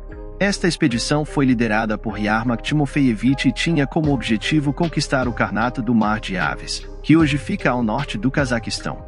Aqui, eles enfrentaram oposição nativa de vários povos yogis, mas também dos Tatas, descendentes dos mongóis, que ainda exerciam influência sobre a maior parte da Ásia Central e Transoxiana.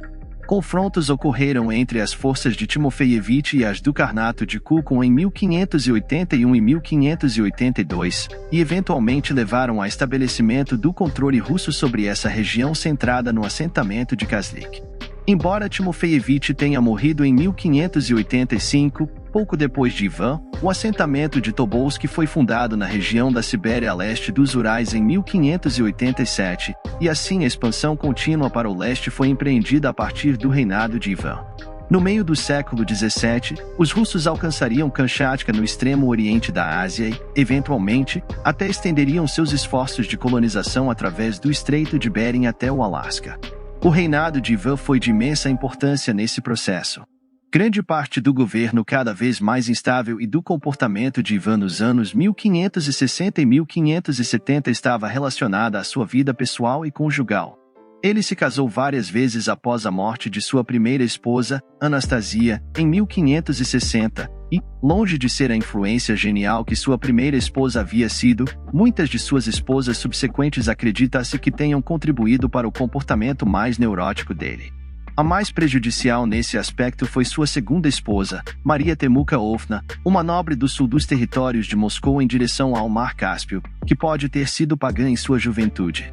Geralmente, ela é considerada como tendo tido um impacto negativo em Ivan durante o casamento entre 1561 e 1569, e desempenhou um papel no estabelecimento da Oprishchina, a primeira polícia secreta desse tipo criada na Rússia, estabelecendo um perigoso precedente que continuou por quase meio milênio depois, apesar dos rumores de que ele a envenenou quando ela morreu em 1569. Não há evidências para apoiar isso. Posteriormente, Ivan entrou em uma série de casamentos relâmpago na década de 1570. Ele teve uma união de pouco mais de 2 semanas com sua terceira esposa, Marta, no início do inverno de 1571, antes de ela morrer em circunstâncias misteriosas. A quarta esposa, Ana, casou-se em 1572, acabou sendo enviada para um mosteiro em 1574 após o casamento não resultar em filhos. Relacionamentos breves seguiram-se na segunda metade da década de 1570, mas nessa época os líderes da Igreja Ortodoxa na Rússia estavam se recusando a abençoar religiosamente quaisquer casamentos adicionais. E assim, os historiadores debatem hoje se Ivan teoricamente pode ser dito ter se casado apenas 4 vezes, ou até 8 vezes, sendo que algumas de suas parceiras posteriores frequentemente são descritas como concubinas em vez de esposas.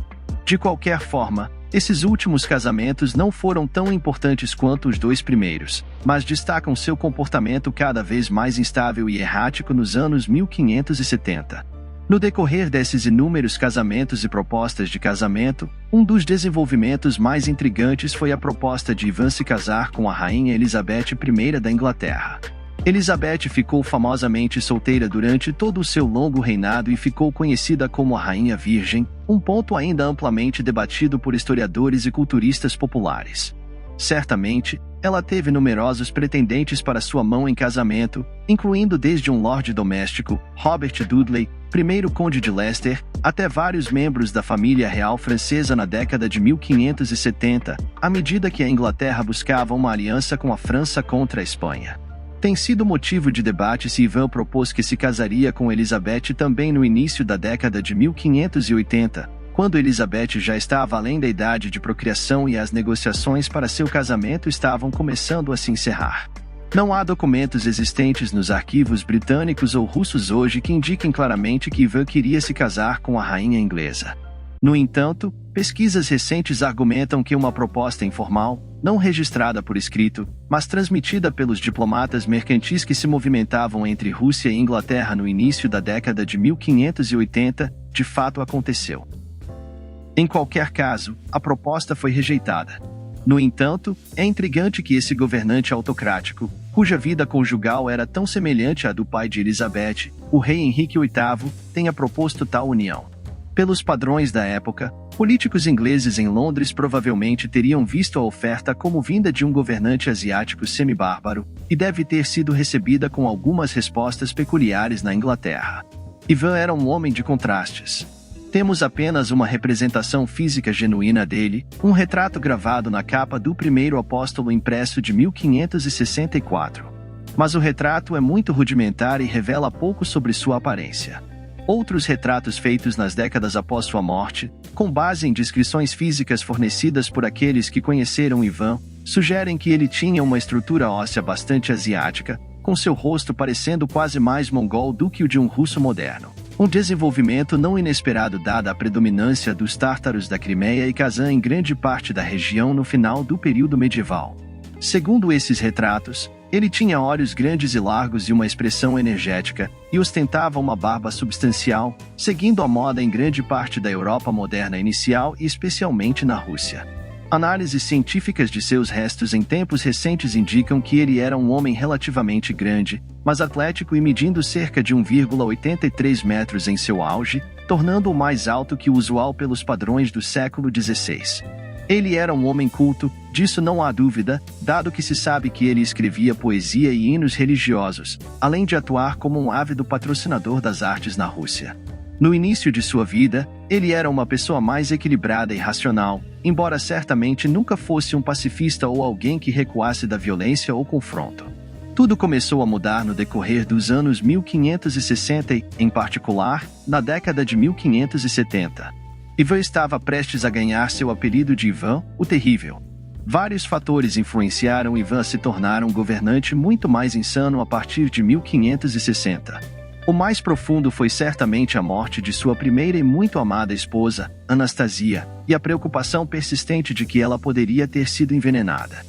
Outro fator foi a natureza maquiavélica da corte russa, onde facções conspiravam para ganhar poder sobre outras e esmagavam insanamente seus inimigos sempre que possível.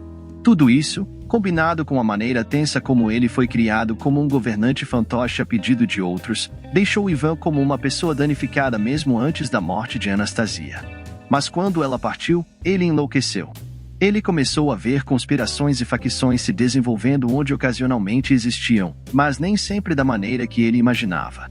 Na metade da década de 1560, ele estava administrando ativamente o governo de maneira a esmagar o poder de todos os outros grupos facionais além de seu governo absoluto, seja figuras proeminentes dentro da Igreja Ortodoxa, os nobres e magistrados mais respeitados, ou poderosos cortesãos.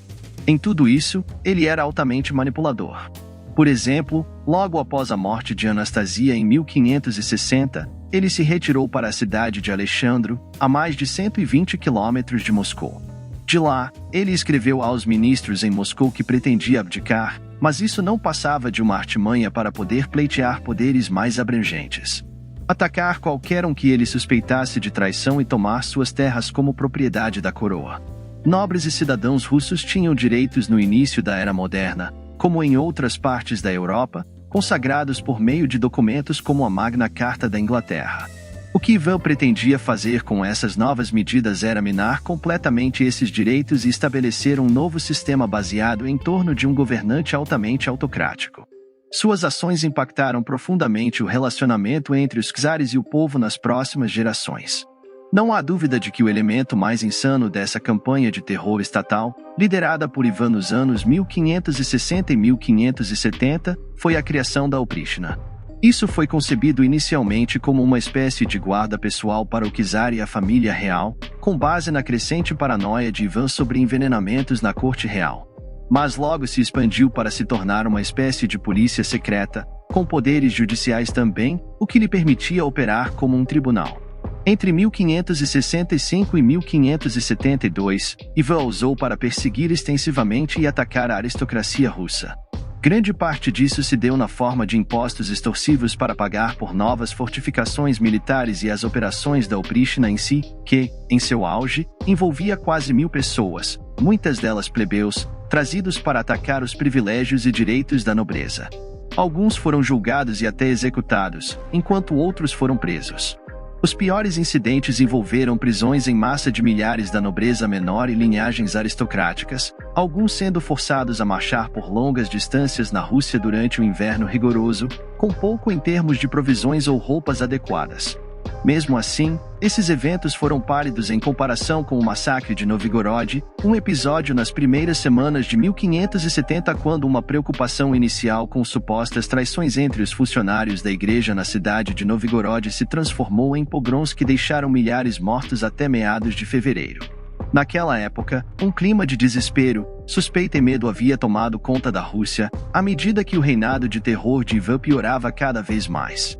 A culminação de toda a paranoia e insanidade de Ivan foi um dos eventos mais infames da Rússia czarista inicial, quando Ivan supostamente acabou seu único filho e homônimo. Ivan Ivanovich era um dos filhos de Ivan de seu primeiro casamento.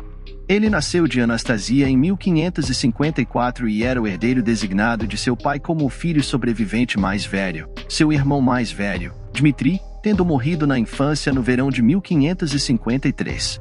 No entanto, durante os anos 1570, o relacionamento do czar Ivan com seu filho se deteriorou, talvez, como os historiadores especularam, devido a desentendimentos entre eles sobre a disputa russa com a Polônia, Lituânia e Suécia na época, ou talvez porque Ivan simplesmente discordava de muitas das maneiras pelas quais seu filho estava escolhendo viver sua vida. Seja qual for a causa, conhecemos o resultado. Em 19 de novembro de 1581, pai e filho se envolveram em uma discussão durante a qual Ivan é acusado de ter golpeado seu filho tão firmemente na cabeça que ele desabou no chão, inconsciente. Nos momentos que se seguiram, Ivan parece ter repentinamente recuperado a razão e expressou remorso por suas ações, mas isso não impediu que Ivan morresse ali mesmo da ferida na cabeça, em uma cena famosamente retratada pelo pintor russo do século XIX, Ilya Repin. Foi um apêndice horrível ao reinado de terror que Ivan desencadeou na segunda metade de seu tempo como czar da Rússia. Os últimos atos principais do reinado de Ivan centraram-se, em grande parte, em seus esforços para expandir o Estado russo para o oeste em direção ao Mar Báltico. Embora hoje seja firmemente associado a esta via navegável, por séculos os moscovitas e russos não tinham acesso ao Mar Báltico, e a região que se estende de Carelia, na Finlândia, passando pelo que hoje é São Petersburgo e em direção ao Oblast de Kaliningrado no Mar Báltico, era governada por potências como Suécia e o Commonwealth polonês-lituano. Ivan foi o primeiro governante a fazer um esforço concentrado para conquistar parte desse território na tentativa de obter um porto mais quente no Mar Báltico. Para isso, em 1558, ele lançou a Disputa da Livônia, assim chamada pela região da Livônia, hoje em torno do que é a Letônia. A disputa foi inicialmente um assunto relativamente limitado, e ao longo do final dos anos 1550 e início dos anos 1560, Ivan e seus generais estavam mais determinados a conquistar terras dos tártaros e turcos ao sul do que iniciar a disputa da Livônia. No entanto, termos de paz nunca foram acordados, e, até a década de 1570, enquanto Ivan emergia vitorioso em seus confrontos com Astracan e os turcos, ele pôde direcionar sua atenção mais completamente para os poloneses e lituanos. Seu maior sucesso durante esses anos foi conquistar a cidade de Narva, na costa do Mar Báltico.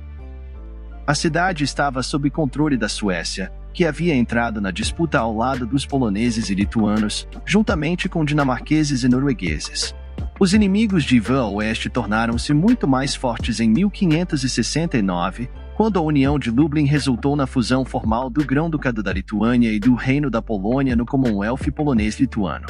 Isso, combinado com o surgimento de Stefan Batory, ex-grão-duque da Lituânia, como um importante comandante militar encarregado das fileiras polonesas, mudou o impasse militar e, até o final da década de 1570, a Rússia estava perdendo terreno para o Commonwealth.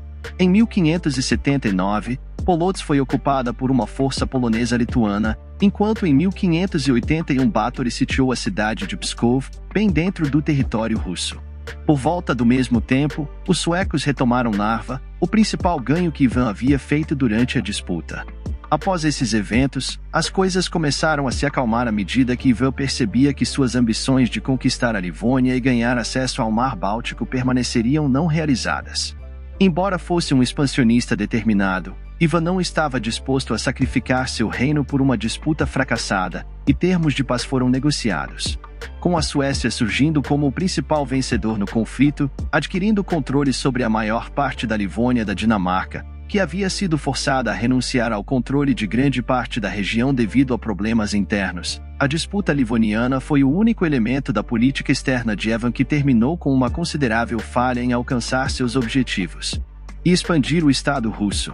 Ivan morreu no final de um reinado muito longo, com mais de 50 anos, mas ainda em uma idade comparativamente jovem. Na primavera de 1584, aos 53 anos, aparentemente não houve uma doença prolongada ou precursora de sua morte, mas sim. Ele morreu do que é amplamente entendido como um derrame em 28 de março de 1584. A lenda diz que ele estava jogando xadrez com Bogdan Belsky, um de seus aliados mais próximos no governo durante as últimas fases de seu reinado e uma figura envolvida nas disputas livonianas e nos esforços para expandir a Rússia em direção ao Mar Báltico. O evento foi famosamente comemorado em uma pintura de Ivan Bilibin em 1935. O quão romantizada é a ideia de sua morte jogando xadrez é motivo de disputa histórica. Ciane foi subsequentemente enterrado na Catedral do Arcanjo em Moscou em 1963. Seus restos mortais foram exumados e estudos científicos foram realizados por cientistas soviéticos. Estes concluíram que Ivan não havia encontrado seu fim devido a qualquer forma de envenenamento, algo que havia suspeitas persistentes por muitos séculos, mas que ele havia desenvolvido um distúrbio musculoesquelético importante em seus últimos anos, o que provavelmente o deixou amplamente imobilizado durante o final dos anos 1570 e início dos anos 1580 até sua morte. Sugeriu-se que isso poderia estar relacionado também a um distúrbio do lobo temporal, e que isso poderia plausivelmente ter sido parcialmente responsável por seu comportamento cada vez mais instável e insano durante a segunda metade de seu reinado.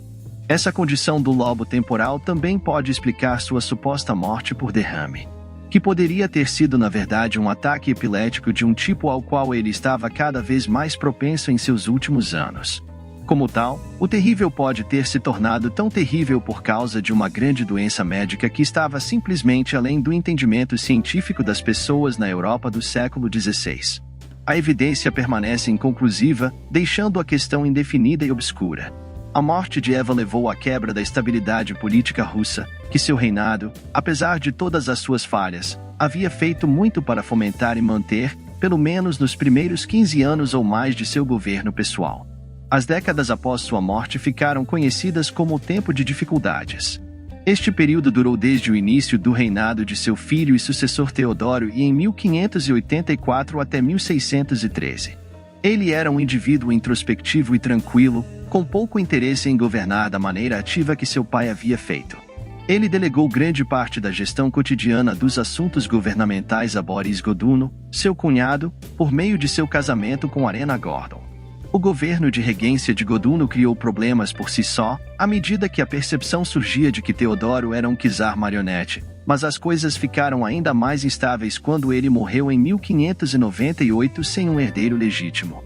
Isso trouxe a dinastia Rurik, que havia governado Moscou e na Rússia, por séculos até seu fim. Os inimigos da Rússia conseguiram capitalizar a instabilidade política que se seguiu, com a comunidade polonês-lituana invadindo alguns territórios russos e ocupando-os por um tempo no início do século XVII. Enquanto isso, o título de czar trocou de mãos entre meia dúzia de pretendentes diferentes na Rússia nos 15 anos entre 1598 e 1613.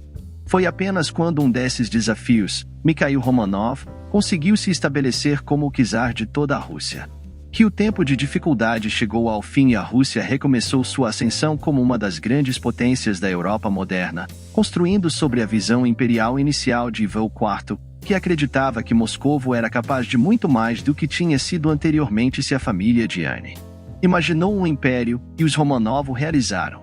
Ivan IV foi um dos governantes mais paradoxais da história da Europa moderna. Ele é conhecido como o terrível para a história. Não exatamente um descritor que qualquer indivíduo almeje ter aplicado a si mesmo como governante, mas é, de muitas maneiras, uma descrição injusta, ou pelo menos uma, que descreve apenas uma certa parte de seu reinado. Na realidade, Ivan foi um governante forte, que herdou um Estado russo em expansão e fez muito para continuar esse processo conquistando novas terras ao longo do curso do rio Volga e ao norte do Mar Negro. Foi também, nas últimas fases de seu reinado, que a Rússia começou o processo de colonizar as vastas porções da Rússia asiática a leste das montanhas Urais. Nesse aspecto, ele deve ser visto como um dos governantes mais consequentes do país. Mas havia outro lado dele. Tornou-se uma figura cada vez mais repressiva e autocrática na segunda metade de seu reinado, especialmente após a morte de sua primeira esposa, uma influência equilibradora sobre ele, cuja remoção da cena levou ao acentuar de suas piores tendências, combinado com uma possível deterioração mental. Nos anos seguintes, ele começou a desenvolver a Oprishtina como um instrumento de terror de Estado na Rússia. Isso foi um desenvolvimento significativo, e essa polícia secreta estabeleceu uma longa tradição na Rússia de terror de Estado, que tem uma linha direta até o stalinismo e a KGB no século XX. Ivan foi um homem que aproveitou o momento e reinou de uma maneira que impactou o futuro da Rússia até o presente. Por fim, o que você pensa de Ivan, o Terrível? Ele deveria ser conhecido como o Terror? Ou é um título injusto, dado seu papel fundamental em colocar Moscóvia no caminho para se tornar o Império Russo? Por favor, deixe sua opinião nos comentários.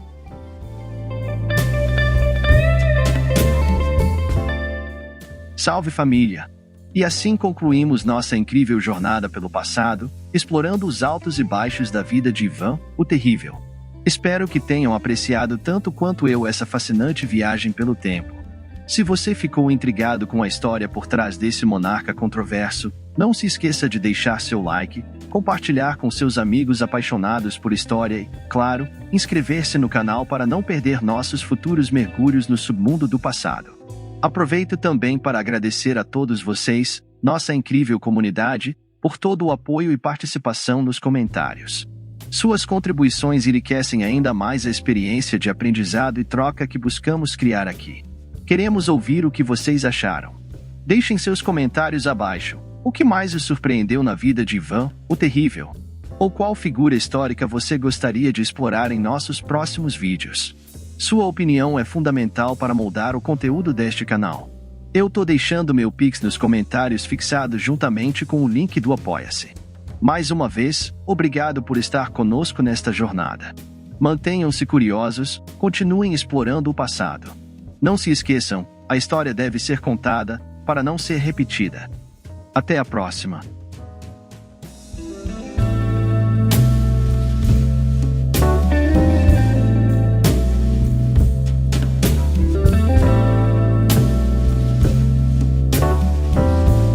Salve família! Se você acompanha e gosta do meu trabalho, eu preciso muito da ajuda de vocês.